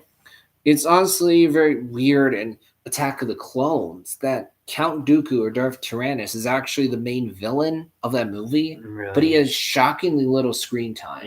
I mean, think about it for a second. Count Dooku doesn't show up on screen until an hour and 30 minutes or hour 45, something like that, into Attack of the Clones. Doesn't show up until then, so he barely has any screen time in that movie. And then Count Dooku is killed right at the beginning of Revenge of the Sith, so he barely gets any screen time in the movies. It's like, that feels really strange. Count Dooku's supposed to be the big bad, not the big bad, but the main villain of Attack of the Clones. Well, Palpatine's still just in the shadows. And yet, Dooku has so little screen time. So, and who's the villain here? I mean, you have that assassin right at the beginning of Attack of the Clones. His name is Zam Wesell, trying to kill Padme. Then you have Jango Fett. But they're not necessarily the villain of them. Neither of them are necessarily the villain of that movie. The same way that Count Dooku is. I mean, sure, you get that one fight between Jango and Obi-Wan. That's cool. But Attack of the Clones are just a ton of problems. I mean, between our main villain barely having any screen time, and also the fact that it's unclear in the movie itself why it is that the Separatists want to leave. That's not explained. It's a big part of the movie. You think about it. You go, well, why exactly is it that all these star systems actually want to leave the Republic? And on the flip side, why does the Republic actually care about that? Totally unexplained. That's like politics. Honestly, one of the big problems with the prequels is that the politics are both boring and hard to understand. Also, another big problem is that the actual Clone Wars don't start until the end of Attack of the Clones. And then in Revenge of the Sith, you're just seeing the very tail end of the Clone Wars. Yeah. So in the movies, you barely, and I mean barely, see the Clone Wars at all. That was such a big missed opportunity. Think about it. If the Clone Wars had kicked off at the end of the Phantom Menace, or maybe had just been in motion right at the beginning of the Phantom Menace, the prequels would have been better. It's pretty obvious. If you start the Clone Wars sooner, if you actually set up the romance between Padme and Anakin, as well as the friendship between Obi-Wan and Anakin sooner, then those movies would have been a lot better. Another big problem is that when you get to the end of the Phantom Menace, you go, oh, Obi-Wan only agrees to train Anakin because that's what Qui-Gon wanted. So he just agrees to train Anakin begrudgingly, not because he really wanted to. Yeah. It doesn't work very well. And also, when you get to the end of the Phantom Menace, it's comical, to be honest, that Darth Maul just is so stupid that he lets Obi-Wan cut him in half. I know. He just stood there. Like, Seriously? He stood there. Maul, how are you that much of a dummy? Come on, this Jedi is literally flipping over your head. Swing the lightsaber in order to cut him. Swing the lightsaber in order to cut him in half. Why are you just sitting? Why are you just standing here and letting Obi-Wan cut you in half? Right. It's dumb. I mean, sure, the Duel of the Fates piece of score from John Williams is fantastic. That's amazing. You know, you have that's awesome. Yeah, then you have Across the Stars, Anakin and Padme love theme. You hear a lot in Attack of the Clones. That is fantastic. Yeah. You think about Revenge of the Sith, man, a lot of good score in that movie. 2005. First of all, that piece of score is played during the Order 66 scene, which is called I was 14 years old when that movie came out. Yeah, the score it plays during Order 66 is called Anakin's Betrayal. Oh, that is so sad. Really? One of the saddest pieces of score ever composed, I would say. And also, you have this piece of score called Padme's Ruminations, which admittedly you don't hear a lot in the actual movie itself. You only hear it for like a minute. Right. But if you listen to the full 3-minute version of that score from the soundtrack, you go, oh, this is fantastic.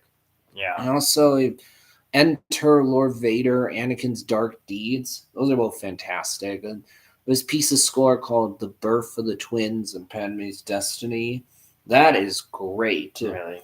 Actually, during the Mustafar fight, there's 2 different pieces of score. You have Anakin versus Obi-Wan as well as Battle of the Heroes. Oh, those pieces of score are top notch. Yeah.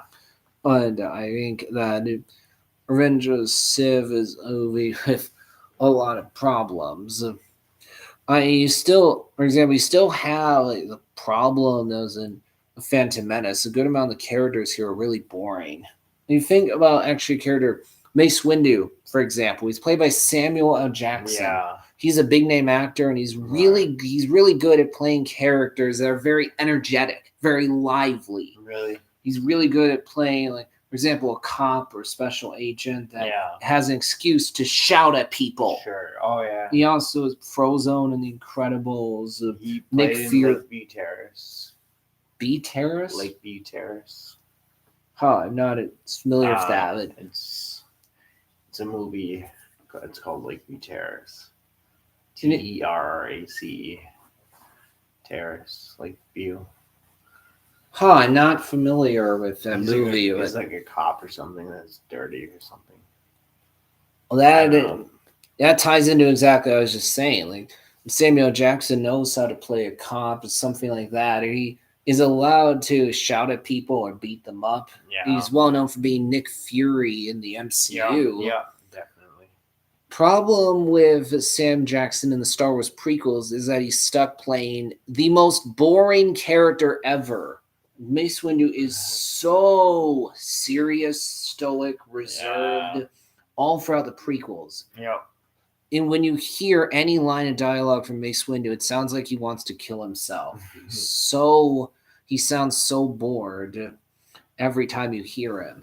He doesn't care about anything that's going on. It's like, ooh, Sam Jackson's really miscast in that trilogy.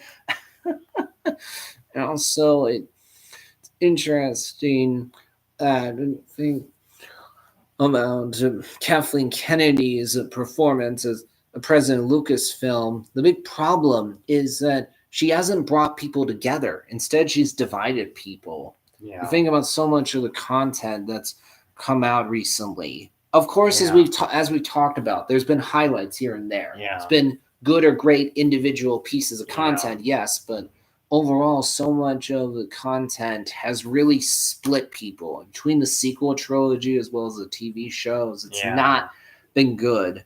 In particular, when you think about the Acolytes, like, ooh, yikes, oh, Acolyte really, really doesn't work. That's just bad. Question is, it made the a question lot. I have is, where is Star Wars now? Now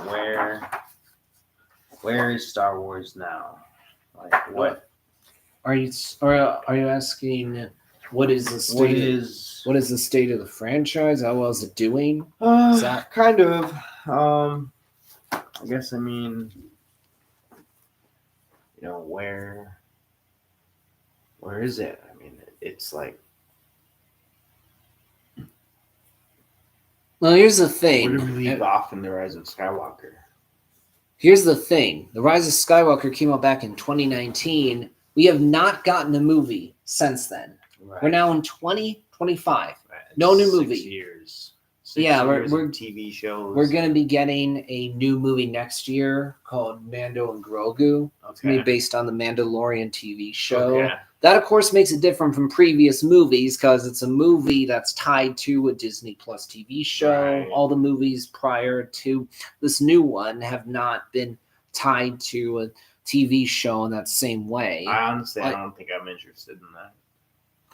I am skeptical of the Mando and Grogu movie, to be honest, because as we talked about earlier, Mando season 3, big letdown, and nowhere near as well written as the previous 2 seasons, nowhere near as engaging. Din Djarin, the Mandalorian himself, is suddenly not as interesting of a character anymore. Yeah. I surely enjoyed Mando seasons 1 and 2, but the way that Mando season 3 went, and then having 2 episodes of Mando season 3 shoved into the Book of Boba Fett, makes you go, ooh, they really did not land the ship. So I'm not sure if this new movie is going to actually be good. I don't know. Since The Rise of Skywalker, there's been a lot of Disney Plus shows. Right. And as we've been talking about, they've been really up and down when it comes to quality. And of course, there's been books and comics, but inherently, not as many people are keeping up with all that stuff. I'm not. Especially if we're talking about the comics. Frankly, not very many Star Wars fans keep up with the comics. Right. And why would you? Because there's so many comics. They tend to tell irrelevant stories that don't really need to be told. Right. Just feel like, well, you got to put out more comics. So you're just gonna, come up with stories. They don't really matter. They're not really important. Aren't actually very interesting. Don't tell you anything you really need to know. So why keep up with them? Yeah. I think that there have been some good books released for the new Disney canon. I think that, for example, the novel Catalyst, which ties right into Rogue One and by extension Andor, is actually really good. Okay. The Phasma novel is very well written. Unfortunately, it's based on a character, Captain Phasma, who sucks in the sequel trilogy, who's a joke in those movies. Really? Do you even remember who I'm talking about? No. I don't blame you. This character was such a letdown in the sequel trilogy. You have this stormtrooper with shiny chrome armor that looks really cool. Really? So during the lead up to The Force Awakens, people really thought that Captain Phasma was going to be a big deal, because the character looked really cool in trailers for The Force Awakens. The character sold a whole bunch of merchandise. And also his character is played by Brienne Tarf. I think that's how I pronounce the actress's name. Okay. We're talking about an actress from the show Game of Thrones. Okay. That's a big show that a lot of people know. Really? It's based on books that a lot of people have read. Really? I don't know about Game of Thrones. people were like, "Oh, a Game of Thrones actress is coming into Star Wars playing this character that looks really cool. You see in the trailers for Force Awakens. It sold a whole bunch of toys. Oh, Captain Phasma's gonna be awesome." Then you watch The Force Awakens. It's like, oh, the character sucks. She's just a joke. You get to the end of that movie, our heroes are like, "Yeah, we're gonna throw Phasma down the trash compactor." Right. You go, okay, yeah, this character is such a massive letdown. Phasma just caves in immediately to our heroes, lowers the Star Killer shield grid, and then Han, Finn are like, "Yeah, we're gonna toss you down the trash compactor." Yeah. Then Phasma shows up for one scene in The Last Jedi and then just dies. Oh man. It's like, okay, what an absolute nothing of a character. Yeah. But if you read the Phasma novel, you're like, oh, this character is actually very interesting. Really? You just don't see any of that in the movies. Yeah. And also, you have books have a good way of being able to like describe things, person's personality, or yeah, I think that's a big draw with Star Wars books is that inherently they're able to go into more detail than you have time for in a movie. Right. You can do that kind of stuff in a TV show because you have more time there, but with the movies, it's more tight. Yeah. So you have to be more selective of what you put in there. A lot of people would agree that like the Plagueis novel from Star Wars Legends or the original Thrawn trilogy is very well written. Really? Yeah, and you have other, well, the Obi-Wan Kenobi novel from Star Wars Legends, one a lot of people would say very well done. It's more introspective novel. It looks at the character of Obi-Wan Kenobi. You also have the 2003 Clone Wars show on top of the 2008 Clone Wars show. A lot of people agree the 2003 show works really well. It's nowhere near as long as 2008 Clone Wars, but it's pretty interesting, to be honest. Do you remember seeing the older Clone Wars show? 2003? The original? Yeah. Yeah, I remember that. I just remember Anakin had a green and blue lightsaber. Yeah, that's true. When I think of that, I think about that end scene where they're fighting with Dooku. But yeah, I was young, man. I was really young, like 12 years old, I think. I was 12 when that movie came out. Makes sense. It's been a good amount of time since you've seen it. It's been a long time. Yeah. When you think about the 2008 Clone Wars show, on top of the fact that it fleshes out Anakin's character a whole lot more, it makes it so you buy into the friendship between Obi-Wan and Anakin a lot more than you do from just watching the prequels, where you don't get to see much of that bond, that camaraderie. Yeah. You really see it in the show. Plus, you get to go to a whole bunch of different planets. You get to flesh out Mandalorian culture, learn more about what's going on with them. Yeah. Talked earlier about how Maul's developed a whole lot more. The character of Asajj Ventress starts off rather one-dimensional, starts off as just the villain, the bad guy. Right. But then she turns into a much more interesting character down the line as you see her actually abandon Count Dooku. Okay. She ends up being a bounty hunter. And then actually, if you read the novel Dark Disciple, which is a continuation of 2008 Clone Wars show, Asajj Ventress actually ends up falling in love with a Jedi named Quinlan Vos. Okay. And ultimately actually sacrifices herself to save Quinlan Vos from Count Dooku, and thus does get redeemed at the end. Really? It's pretty powerful, especially because Asajj was originally training to be a Jedi, but then her Jedi master was killed, which led her to becoming a dark side Force user for a good amount of time, and then at the end, she turns back to the light. I do think when it comes to the sequel trilogy, one of the big things that's disappointing about those movies, I would say, is that by the end of the story, by the end of Rise of Skywalker, you go, Ben Solo ended up being pretty much just a carbon copy of Anakin.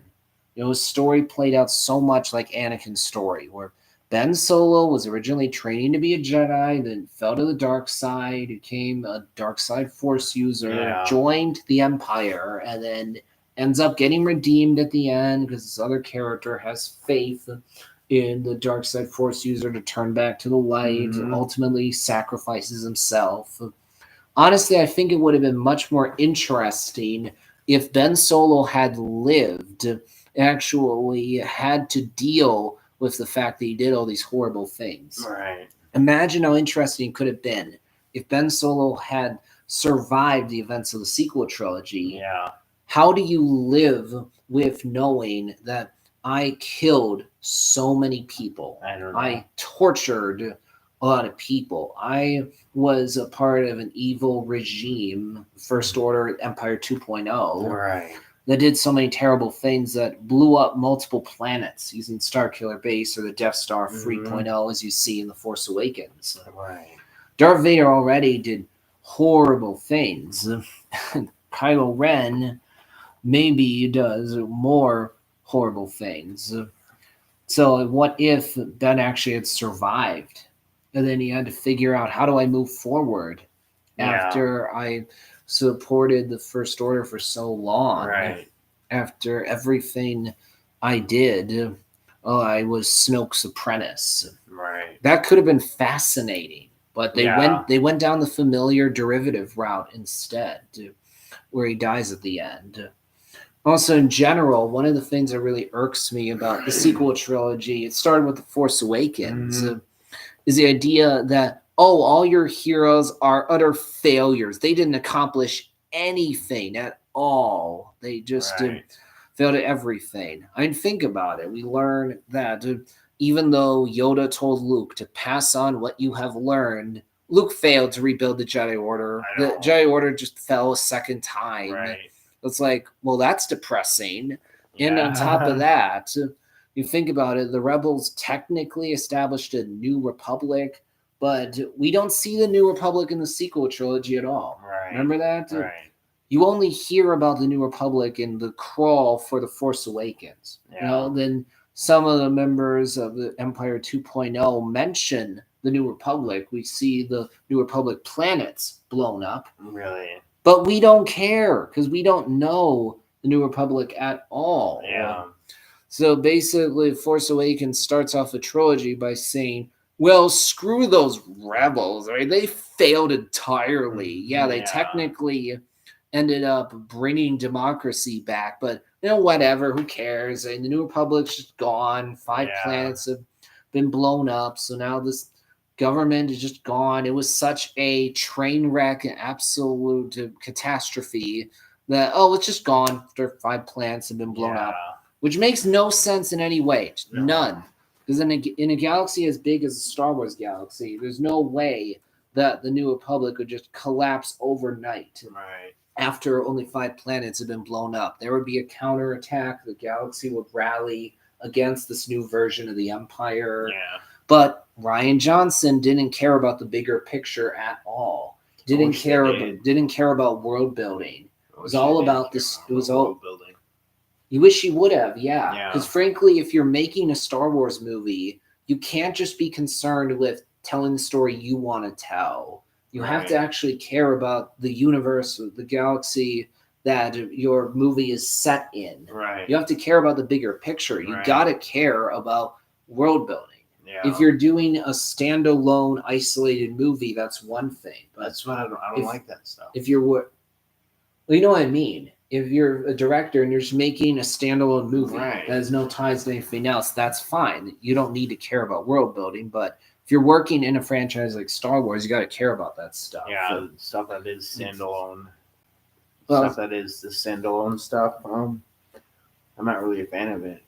Well, I was just talking about movies in general. You realize that, right? I wasn't talking specifically about Star Wars. I was saying in general. Oh. If you're a director and putting out a movie that's standalone, no ties to anything else, then you don't need to care about world building, obviously. Oh, yeah. But if you're working in a franchise like Marvel or Star Wars, Harry Potter, Lord of the Rings, Star Trek, whatever the case may be, you got to care about the world building.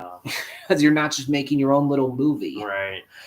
Also, think about this. The Force Awakens tells you, Han Solo just failed entirely. And Leia didn't end up staying together. They both failed to be parents. And then Solo, Han went back to being a smuggler. He chose to be selfish. He chose to abandon Leia, the Resistance, New Republic. No, he just went back to being a scoundrel, a smuggler. You go, that's very depressing. Right.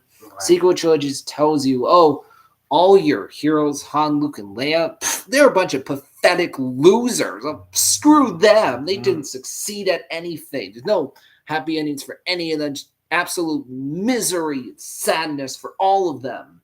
They're just piling misery onto their lives for the sake of making them miserable.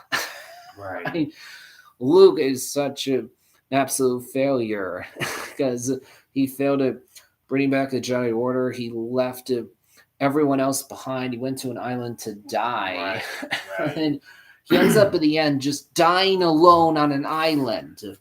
But also, Leia just ended up going right back to being a rebel leader. Didn't end up permanently being a part of the galactic government. She didn't end up permanently staying in the New Republic. No. She went right back to being a rebel leader. Yeah. She's an old lady. That's depressing. That's a big problem. Honestly, I think we can agree that in The Force Awakens is a competently made movie. It's not like there's a bunch of plot holes. It's not like the pacing is bad. Right. Or the movie visually looks bad. No, it visually looks good. John Williams composes good music. Great. There's action there that's fun. Yeah. But the movie is just so derivative of A New Hope, as many people have talked about before. Many people have pointed out the super obvious parallels. A map or something important being hidden inside a droid. The bad guy's looking for the droid. Yep. Wise mentor, the dark side mastermind. Right. You have some elements from Empire Strikes Back and Return of the Jedi actually as well in Force Awakens, but primarily it's derivative of A New Hope, especially when you get to the end. The good guys are trying to blow up the big bad super weapon. Right. You go, seriously, we're doing a third Death Star? Come on. How many times are we going to do this? Right. And you get to The Last Jedi, and unlike The Force Awakens, it's not a competently structured movie because you have a big, gigantic Canto Bight problem. Right. Every time we cut to Finn and Rose on Canto Bight, it's like, can we just please go back to something else? Yeah. Can we go back to Rey and Luke on the island, for example? Because I don't care about what's going on here at Canto Bight. Why are we doing this weird little rabbit trail? Yeah. This could have been either cut out of the movie entirely or at least been severely cut back, diminished, so you're not spending much time on Canto Bight, you know? Right. We could have just spent like 5 minutes there or not spent any time there at all. Yeah. Why are we spending so much time on this weird rabbit trail? It just absolutely kills the pacing of that movie. Plus, when you think about the Holdo-Poe dynamic, you go, why doesn't Holdo tell Poe her plan? What's the reason? Yeah. I've never liked that at all. I've always thought the movie doesn't provide a good enough reason as to why Holdo is being so secretive. Yeah. Why she's being so rude, so belligerent towards Poe Dameron, the guy who blew up the third Death Star literally yesterday. Yeah. There's no time gap between The Force Awakens and The Last Jedi. So when you watch The Last Jedi, keep in mind, Poe blew up the third Death Star yesterday. Right. He was sent by Leia to find the map that would lead to Luke Skywalker. Right. She trusted him enough to send him on that vitally important mission. Yeah. Poe was tortured by Kylo Ren, as you see in The Force Awakens. Mm-hmm. Why is it that Holdo in The Last Jedi is like, oh, look at that guy. He's so dumb. He's a flyboy we don't need. No, you're going to stick to your post and follow my orders. Yeah. Think about this. What message is The Last Jedi sending? It's basically sending the message that, hey, you are supposed to be blindly obedient to authority. Do what your leaders tell you without question. Right. Well, that's not a good message at all, because that's something that the bad guys would teach. You know, the Empire, the Sith, or the case may be, they're the ones who'd be like, you need to be blindly obedient to authority, not question anything. I mean, in the real world, that's the kind of mentality that led to the Nazis. So it's not a good thing. to be blindly obedient to a group, an institution, an organization, your Isn't that like leaders. with the military and stuff? Well, You in know, the you go to serve and you told what to do and you follow orders and that's it. here's the thing. If you're talking about the military, yes, it's true that you are supposed to follow orders. But at the same time, there's a principle that, hey, if your leader is telling you to do something illegal, if they're giving you an unjust order, Yeah. then you're not required to obey that order.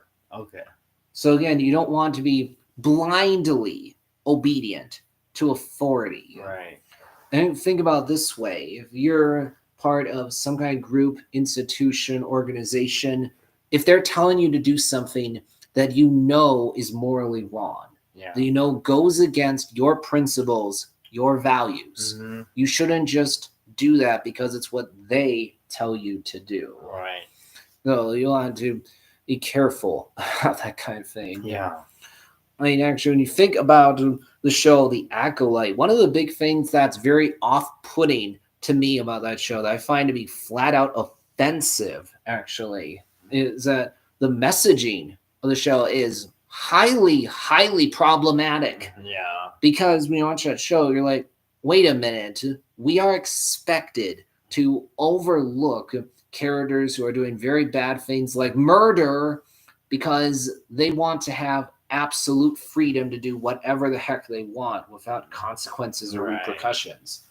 That's obviously a highly problematic message. Yeah. Because in this country, yeah, you have freedom, of course, Yeah. but not absolute freedom to do whatever the heck you want without consequences. I mean, think about, why do we have law enforcement as well as a judicial system in this country? So that people won't act out. Yeah. So that people are held accountable. Yeah, also because there's an understanding that, hey, if you choose to violate the law, there will be consequences for that. Yeah. As in, you don't have absolute freedom to do whatever the heck you want Yeah. without any consequences. You're not allowed to rob a bank or kill someone or commit theft in general. Yeah.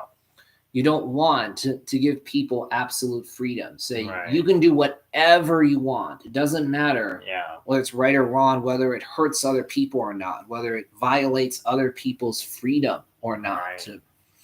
I mean, the big reason why you don't want a fascist, authoritarian, totalitarian regime, Right. Well, I mean, how can because then no one has freedom anymore. Then law enforcement, police are just given a blank check to do whatever they want, regardless of whether it violates people's freedom, privacy, or not. I was thinking like Han Solo, like how is he, how is he so good at shooting stormtroopers and they're not good at shooting back at him? Because Han Solo has plot armor. That's the thing. You think about it, the main characters in the Star Wars movies, Luke, Han, Leia, they obviously have plot armor. You know what that term means, right? Not really. Well, it's when you know that a character in a movie or TV show is going to be fine no matter what. Okay. Because, hey, they're the main characters. The creators of this movie or TV show are not going to allow anything bad to happen to them. Right. That does lead to the action not having as much tension to it. Right. You know, when you feel like nothing bad is going to happen to these characters. So, sure, in A New Hope, you go, okay, the Empire wanted Luke, Han to escape so they could go back to the Rebel base. Right. So the Empire could track them back to that Rebel base so they can blow it up. Okay, that makes sense. But still, when you get to Empire Strikes Back, Return of the Jedi, it's like, okay, the stormtroopers are pretty incompetent. They're not able to really hit anything. I mean, sure, the stormtroopers hit R2 in Return of the Jedi, but for the most part, not really doing much.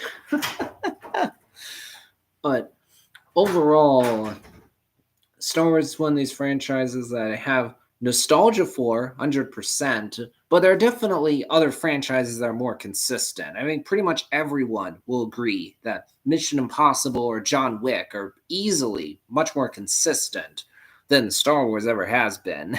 I mean, you think about the MCU, of course, things aren't as strong now. Everyone agrees on that. Marvel is not doing as well as they used to. There are more problems now, but when you look at what they were able to pull off with the Infinity Saga, what Kevin Feige pulled off with phases 1 to 3 of the MCU is just so impressive. Pulled off something that was unprecedented in cinematic history.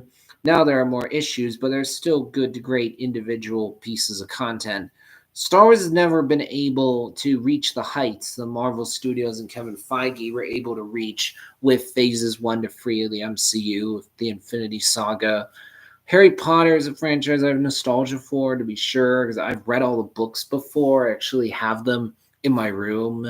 I've only read one of the Lord of the Rings books, read it via Audible. I've seen the Peter Jackson Lord of the Rings trilogy, as well as the Hobbit trilogy, though admittedly the difference is that I've rewatched the Lord of the Rings trilogy recently. I haven't rewatched the Hobbit trilogy recently. I think that Lord of the Rings trilogy is substantially better than the Hobbit trilogy. I think everyone would agree that Harry Potter movies are pretty consistent. I don't think all of them are as good as each other. Some of them are stronger, some of them are weaker, but overall, the Harry Potter movies are consistent, I'd say, when it comes to quality. But with Fantastic Beasts, it's certainly more of a mixed bag.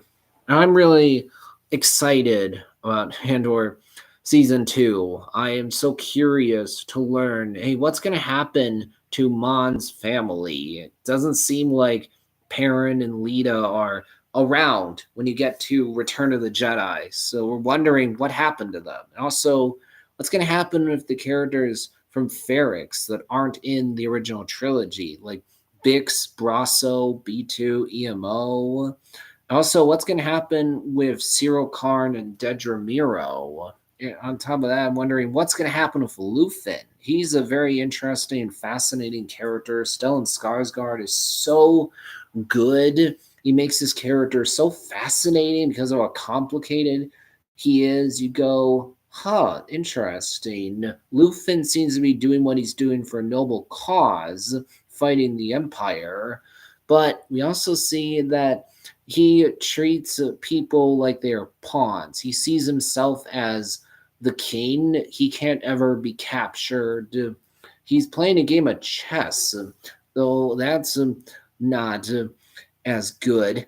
His character is not squeaky clean. We see that he's willing to sacrifice 30 men plus Anto Krieger in order to preserve the cover of one spy. You go, oh, wow, that is certainly more cold. That's not something Mon Mothma would ever do. She's definitely more of an idealist. Luthen, you could say, is more of a pragmatist. When you get that speech from Luthen in episode 10, oh man, that is just incredible. Stellan Skarsgård just brings the emotion to that speech. You feel the gravity and weight of what Luthen is saying. Because he's saying that I've literally sacrificed everything. I have sacrificed my decency, my humanity, my soul for the rebellion. I know that I won't ever be able to enjoy the victory I'm trying to bring about. I have done terrible things. I have, in some ways, become something even worse than the Empire in order to defeat the Empire. Also, Marva Andor's speech, episode 12, Kino Loy's speech in episode 10 is so good. On top of that, man, Tony Gilroy and the others just succeeded in making B so likable, so cute. And Tony Gilroy very much has succeeded in getting the audience to feel like B2EMO is that old, loyal family pet that just loves everyone unconditionally. I mean, when you hear B say, don't leave, Cassian, please stay, you go, oh, poor B, just want to hug him. And then when you see B's reaction to Marva's death, it hits so hard. Just the simple design choice of ensuring that B2EMO's photo sensor literally looks like puppy dog eyes, and having B2EMO's charging port look like a dog bed just makes the character so likable, so endearing. When you hear B say, with his usual stutter, "I want Marva." You go, "Oh, poor B. I just want to give this poor guy a hug so bad. He just wants to see Marva again." And when Brasso is like, "Hey, I'll stay with you one night," you're like, "Aw, Brasso, you're such a sweet guy. You treating B well." And when you get to the finale, oh wow, when that one Imperial has the audacity, the nerve to kick over B, you are angry immediately. You're like, "How dare you hurt sweet and innocent B, you monster!" And then you see Brasso literally hit that Imperial over the head with Marva's brick. You go, "Oh, that's awesome." Yeah, that's exactly the kind of thing Marva would want. Yeah, you just got Marvad.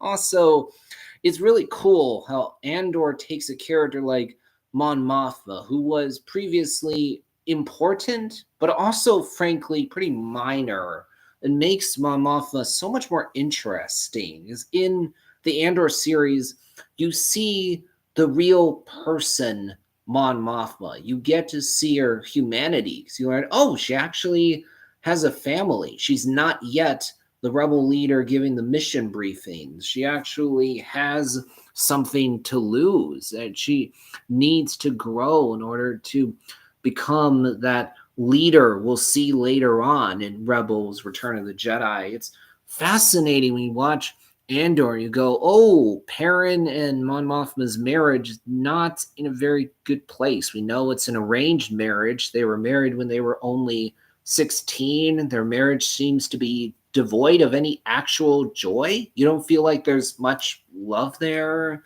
Perrin is that guy who doesn't care about how people around the galaxy are being affected by the Empire, because, things are nice, easy, and comfortable for him. He has this position of privilege. He's enjoying the riches of the Empire, so he's very apathetic and indifferent to how the galaxy is being hurt by the Empire, because, well, things are easy for me, so who cares if other people are suffering? You see in Andor season 1, there are things that Mon is just passionate about, and Perrin is like, whatever, Punny, just calm down, you're overreacting. Oh, you don't want to sit by these people that are trying to undermine everything you do? Well, you can go sit over there at the boring section of the table. And then later on in season, Perrin's talking to Vel. He's like, "Hey, have you found a husband yet? Oh, you better do it soon or else they'll all be gone." You're like, oh man, Perrin's a turd. It's interesting you see in the season, oh, Lita really doesn't seem to like her mother. She seems to be pretty annoyed with Mon. Seems like she really prefers Perrin. She says, "Hey, Perrin, my dad lets me do whatever I want. It's Mon, everything's about you." She's really annoyed with her mom.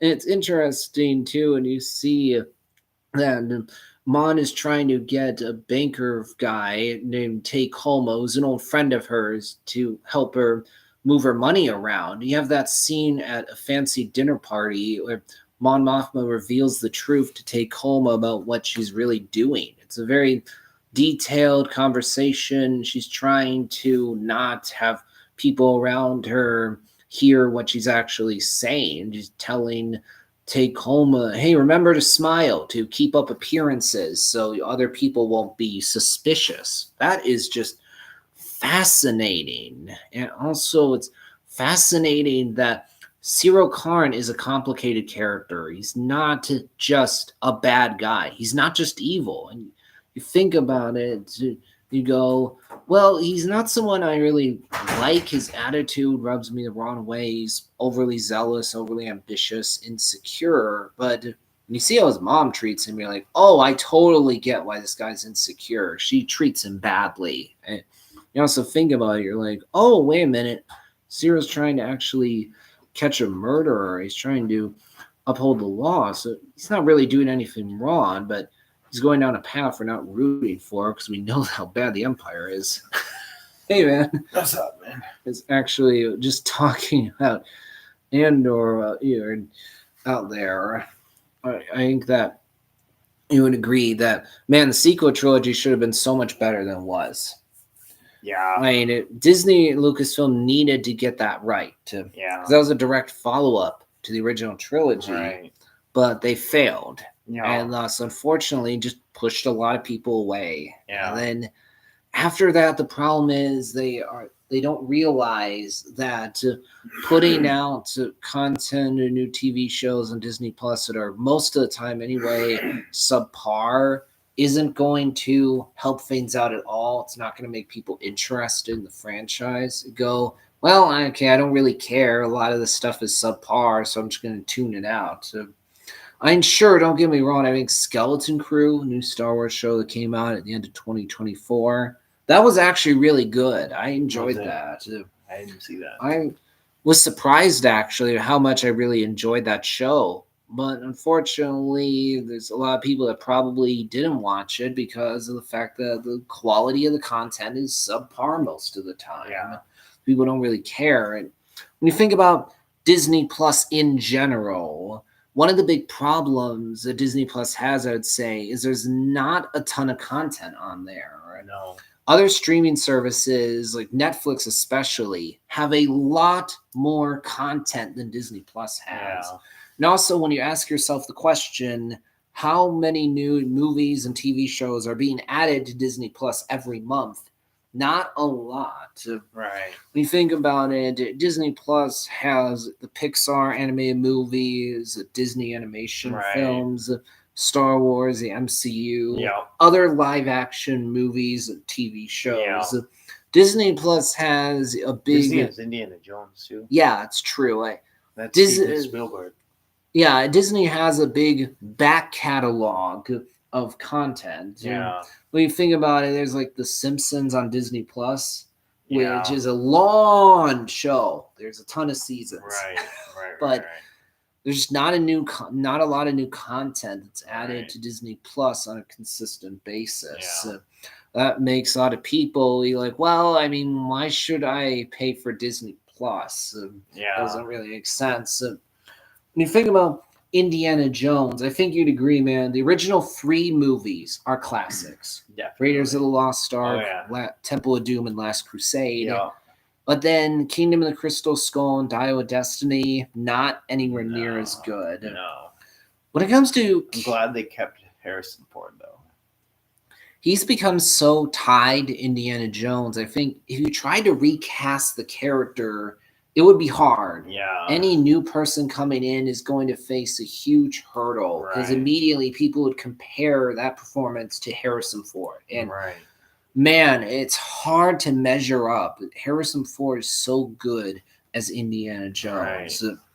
When it comes to Kingdom of the Crystal Skull, and there are several problems with this movie. First of all, I think you'd agree that when you have actual aliens and a UFO in Indiana Jones, it just feels weird. It feels strange. Yeah.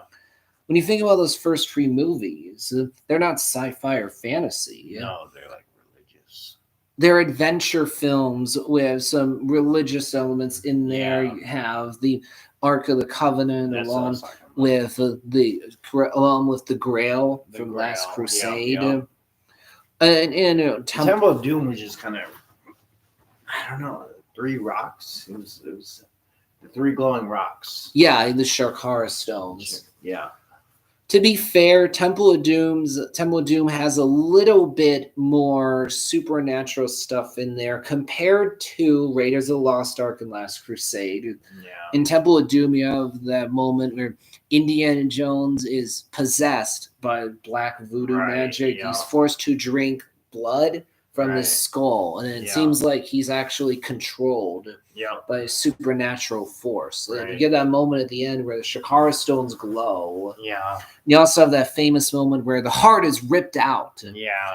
To be fair, do we know whether that actually happens? Not 100%. You could argue that maybe that didn't actually happen Right. in reality, but it's what we see on screen. Yeah. You see the heart pulled out. It's dark. I mean, you Right. have all these people that are chanting as Right. this maniacal cult leader pulls a heart out from a guy's chest. Right. And then that guy's lowered into fire. He screams in pain and agony as he dies. Yeah. While the maniacal cult leader is laughing as the heart is burning in his hand. Yeah, crazy. Pretty dark. Yeah. George Lucas has already talked about how he was going through a divorce at the time. So Oh, really? wasn't in the best mood. So maybe is why Temple of Doom is darker. Maybe. And Raiders of the Lost Ark and Last Crusade. Maybe. But with those first three Indiana Jones movies, they're adventure films with a little bit of supernatural stuff sprinkled in there. But when you get to Kingdom of the Crystal Skull, it suddenly moves in an overt sci-fi direction. Yeah. Where you have an actual alien, an actual UFO in there. Right. Why are we switching? You just feel like, why are we switching genre so much? Right. Another problem, I would say, is when you get to Kingdom of the Crystal Skull, you feel like the grit that was there previously in Indiana Jones is just not there anymore. Yeah. It's absent. I think so. Because you suddenly feel like there's not that much violence in it. Indiana Jones doesn't even shoot anybody in Kingdom of the Crystal Skull. He doesn't use his gun at all. There's that one moment where he blows a poison dart back into another guy's mouth. But that's like the only time it's the only time Indiana Jones directly murders someone. Right. Rewatch Raiders of the Lost Ark, Temple of Doom, and Last Crusade. Indiana Jones shoots people. Yeah. Doesn't really have a problem with doing that. He'll shoot Nazis without hesitation. Right. Rewatch the end of Temple of Doom. Indiana Jones intentionally cuts a bridge with people on it. Yeah. And then those people fall to their deaths because they're either going to be eaten by crocodiles or they just drown in the water. Right. Right. And you get to Kingdom of the Crystal Skull and you just feel like the bite and teeth that you had previously of Indiana Jones is just not there anymore. It feels like a watered down, sanitized version of Indiana Jones. Or sure, people technically do die, but it's cartoonish and often indirect. Yeah. No, it's not the same. Plus, you feel like Harrison Ford is already starting to get too old to be Indiana Jones. So you're losing that escapist fantasy that you want from Indiana Jones, where you have this guy that is just a charming, swashbuckling adventurer that goes out there, punches bad guys in the face, gets the girl in the end, finds the artifact. You want to be Indiana Jones. You look up to him. Right. But when Indiana Jones is looking old and not able to keep up with the action as well as he used to, suddenly you don't really want to be him anymore. Yeah. So you lose that escapist fantasy that you want from Indiana Jones. Yeah. Plus, when you get to the third act of Kingdom of the Crystal Skull, there's a lot of CGI and green screen that is really not aged well. It makes it come off as very cartoony, like you're looking at a video game cutscene. Really? And you have Shia LaBeouf having a sword fight with Kate Blanchett. Right. You also have this big cartoonish tree stomping machine. Plus, you have Shia LaBeouf swinging with the monkeys. Yeah, it's so dumb. It stands out. It's really jarring. Also, Indiana Jones surviving a nuclear blast behind in a fridge is one step too far. Yeah. That is so jarring. It stands out. I mean, sure, to be fair, there were unrealistic things that happened in previous Indiana Jones movies. That's true. Rewatch Temple of Doom, where Indy, Short Round, and Willie use a little raft to escape a plane. Yeah. They use an inflatable raft to slide down a mountain. Okay, that's not actually realistic. No. He wouldn't be able to actually do that in real life. But I think having Indy hide in a fridge, survive a nuclear blast, especially when he's old. Right. And you see the fridge actually just hitting the ground super hard, just rolling. Yeah, this is ridiculous. There's no way someone in their 60s could survive that. Yeah. At a minimum, they would have a lot of radiation burns Right. because there's so much radiation that comes with a nuclear bomb. Right. Overall, Kingdom of the Crystal Skull doesn't really work. I mean, sure, there are individual moments of work. You have that scene at the cafe and the subsequent motorcycle chase. Okay, Yeah. that works well, but overall, is a lot of diminishing returns. Then you get to Dial of Destiny. I saw this one in theaters, actually. I think it's a very middle of the road Indiana Jones film. Doesn't really make the big, obvious mistakes that Kingdom of the Crystal Skull made that just stand out immediately. Mhm. You immediately want to talk about, but it's not great either.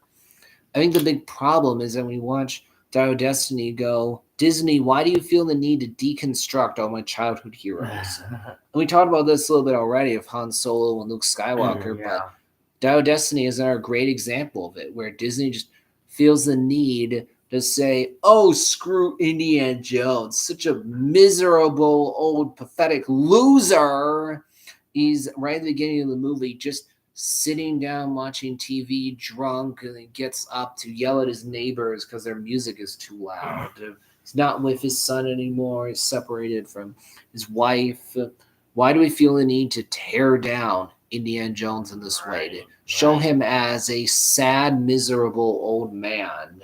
They took away the happy ending that Indy got at the end of Kingdom of the Crystal Skull. Yeah. That's one of the few good things I can actually say about Kingdom of the Crystal Skull. Yeah. At least when you get to the end of that movie, you feel like, okay, Feel good, you know? yeah, like, okay, good. Indy has a happy ending now. He has a Yeah. family. That's Yeah. nice, but you get to Dial of Destiny, all that's taken away just so you can have Indy reunite with Marion at the end. Right. Okay, that individual moment is well done. It's sweet, sure, but why do we feel the need to deconstruct Indiana Jones? Right. When you watch the movie Lightyear from Pixar, you go, why do we feel the need to tear down Buzz Lightyear, who previously was this hero, this explorer? Suddenly you're showing him as older guy, and then the third act we see him face off against the worst version of himself. Actually, it brings up a question. Have you seen Lightyear? I haven't, not personally. Have you seen any of the Pixar animated movies? I have seen. I've seen Toy Story. That's about it. Oh, I see. Toy Story 1, 2, and I think 3. Toy But Story 1, 2, and I- 3 is a fantastic trilogy. Yeah. It's one of the best trilogies out there. Honestly, I would argue it's more consistent than the original Star Wars trilogy. Yeah. I'd You say know, so. Yeah. I don't have the same amount of nostalgia for Toy Story that I have for Star Wars, but on a quality level, I think Toy Story 1, 2, and 3 better than the original Star Wars trilogy.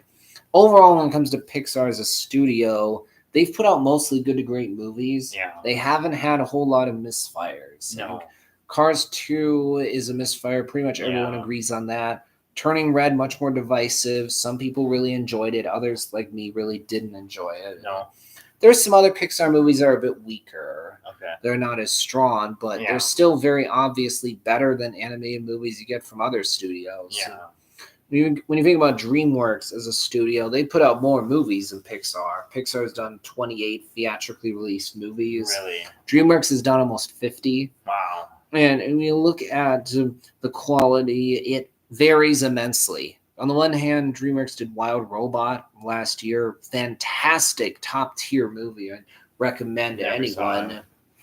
But on the other hand, the same studio that put out Shark Tale, you'd have a really hard time finding someone who's going to actually say, oh, I love Shark Tale, one of the best DreamWorks movies. No, pretty much everyone will tell you, ooh, Shark Tale, not good.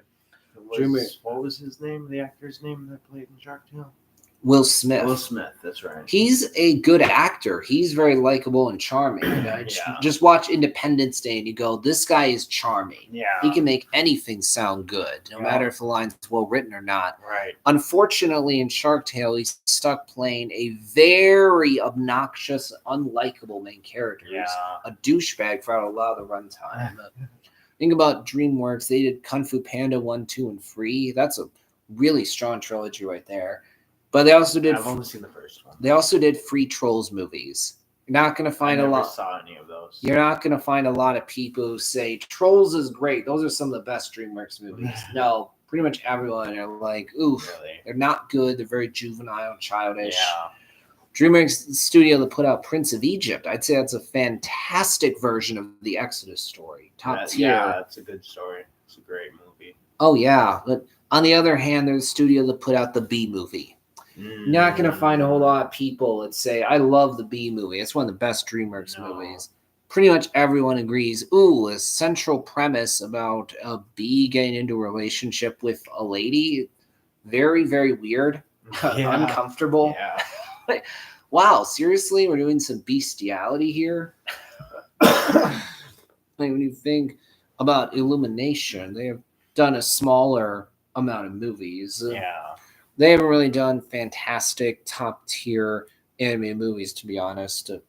Now, earlier on, actually, at one point, I mentioned Game of Thrones. Mhm. I actually have seen the first 6 seasons I of haven't Game of seen Thrones. that. I haven't seen any Game of Thrones. There's 8 seasons in total. I Yeah. haven't seen the last 2. I have Yeah. watched the first 2 seasons of House of Dragon prequel show. Okay. When it comes to the 6 seasons of Game of Thrones that I've seen, I think that they are incredibly well written.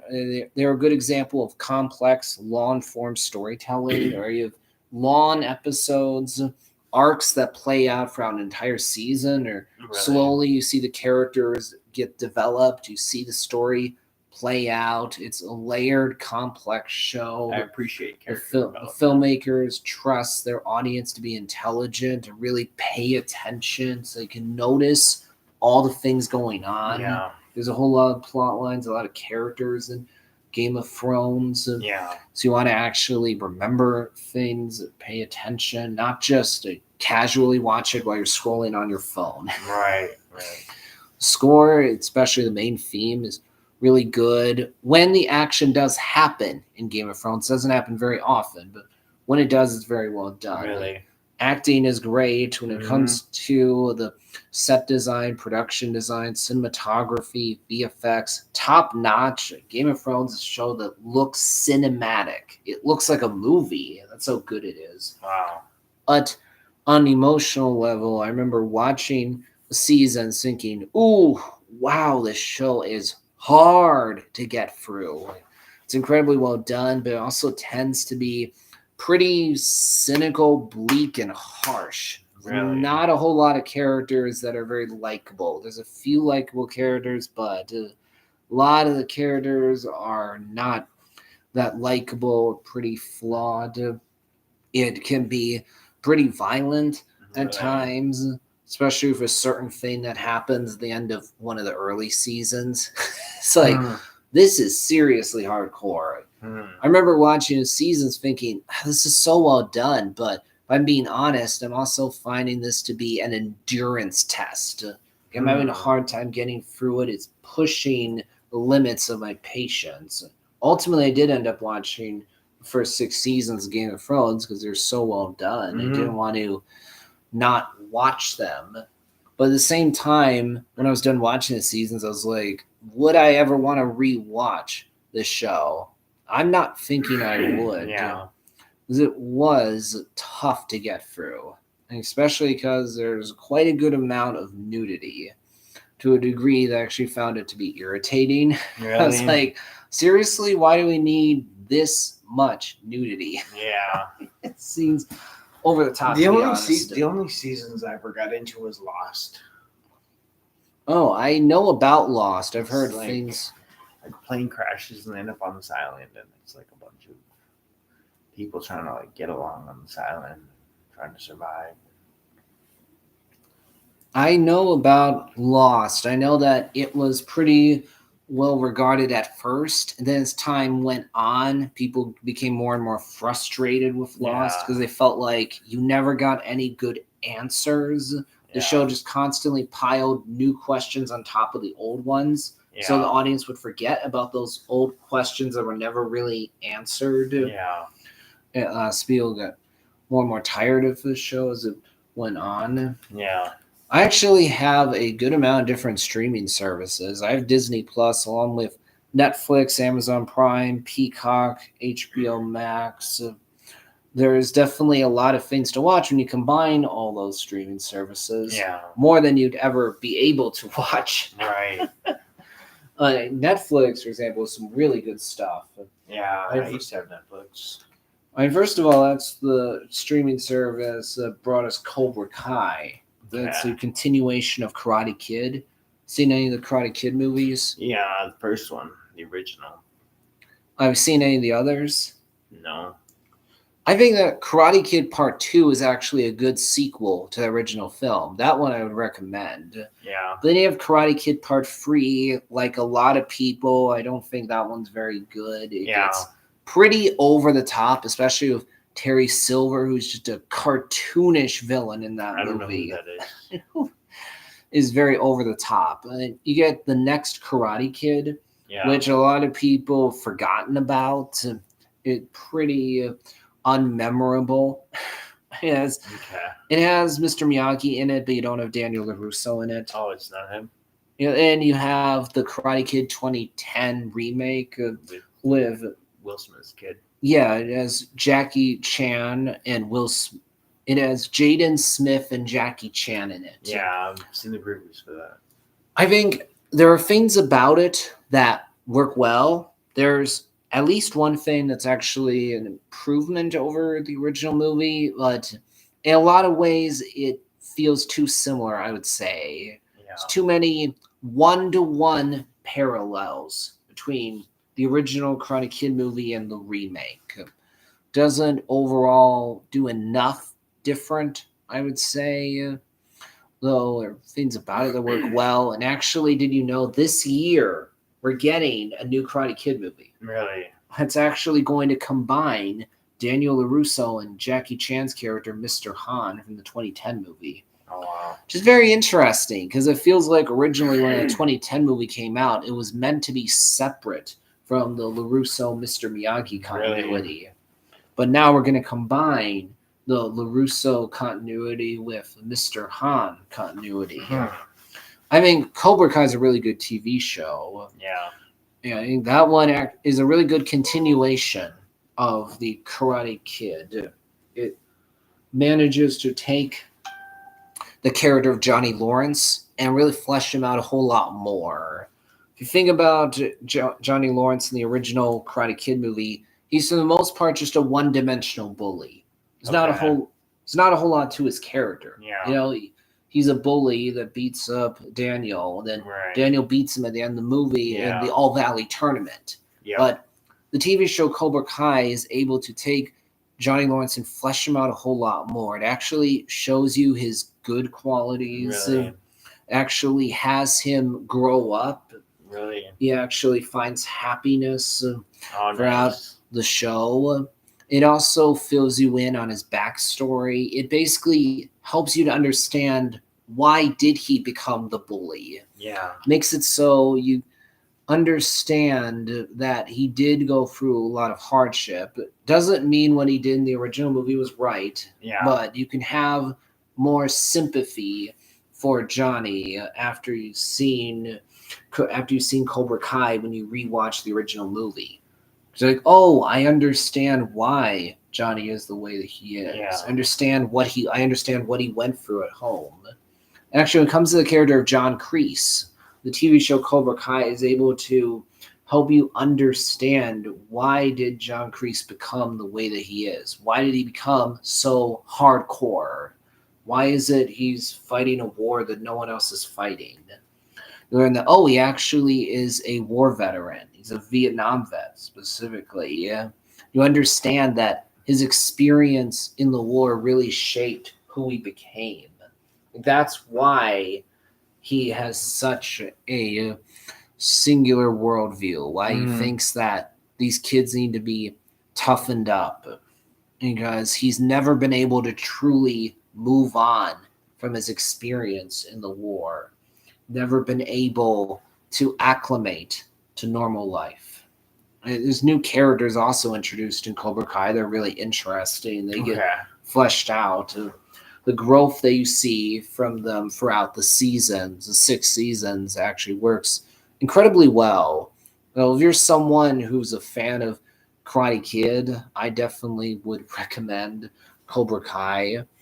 I think it's a smart way to bring the franchise back and do something different with it. Yeah. Primarily because Johnny Lawrence is not Mr. Miyagi. He's very different from Mr. Miyagi, who's meant to be that paragon, the pillar of Right. virtue that we all look up Yeah. to, that we aspire to be, Mm-hmm. because he is so wise. Right. Johnny Lawrence in the show is this very politically incorrect relic from the 80s who's Really. talking with modern day politically correct high school teenagers. Oh. That makes it really funny. Really? Yeah, it's pretty awesome, I would say, that the showrunners actually let Johnny Lawrence be very politically incorrect. Oh, Because we live in a time of cultural sensitivity. Right. We're more concerned about being politically correct nowadays. Mm-hmm. That's the big reason why we're not getting as many comedies as we used to. Certainly not as many R-rated raunchy comedies. Yeah, we haven't had one in a long time. Because for the most part, people in Hollywood are afraid of offending people nowadays. Afraid Really? of stepping on toes. Yeah. Because they don't want to get canceled. Right. They know that now that we live in the age of social media, you can very quickly just put out there on the internet what you feel. Hello, internet. Yeah, you know what I mean? You can just right away go on Twitter or any other social media site and just say what you think. Right. So people in Hollywood are not as willing to push the boundary, push the envelope. Yeah. Because they don't want to offend people. They don't want to get canceled. Right. In fact, Cancel Hollywood. well, Fucked it. if you think about actors and actresses, unfortunately, there's a good amount of them who will put their opinions out there, be very loud, abrasive, or combative of the way they choose to put their opinions, especially political opinions, out there. You go, that's very ill-advised, considering we're more sensitive as a culture nowadays. Even if you think something, maybe don't put it out there on Twitter. Right. Yeah. Be careful about the way you communicate it. I mean, famously, the actress Gina Carano, who played Cara Dune on The Mandalorian. I don't know who that is. She's in that character is in the Mandalorian TV show. Here's the thing. The actress Gina Carano literally chose to make Holocaust analogies to modern day politics, which led to Disney firing her. Oh, wow. Also, because she posted on Twitter or something? She chose to make Holocaust analogies to modern day politics. Oh, wow. I couldn't say off the top of my head exactly what the words were that she used, but she chose to be very opinionated about something polarizing and divisive. Also, this actress who was a part of the Scream franchise actually chose to make some very strongly worded statements about modern things. Actually, I don't look this up. I was trying to remember the name. Again. Oh. All right. I'll be back. Now, what I was actually going to say there is, Melissa Barrera famously chose to be very opinionated about something rather polarizing. She chose to make some strongly worded statements about the Israeli-Gaza conflict, which led to her being fired. Plus, things have really been a big roller coaster when it comes to the Scream franchise, that is for sure. Especially with what's happened of Scream 7, where now people behind that movie are just choosing to bring everybody back. You just can't help but feel that they're desperate. They realize, we got a big PR nightmare on our hands. So we gotta figure out how we're gonna salvage this. Let's just play into every internet fan fury out there. Hey, Stu actually is still around. He didn't die. Oh, no, Nev is coming back. Yeah, we're just gonna bring everybody back. feels it feels like, man, the people in charge of Scream 7 must have just showed up with a dump truck full of money to Nev's house and just said, "Hey, please come on back. We got a PR nightmare on our hands. We got a disaster on our hands. We're gonna salvage this any way we can. So we just got to bring everybody back, play everything totally safe, do the most obvious thing imaginable, play into every internet fan theory."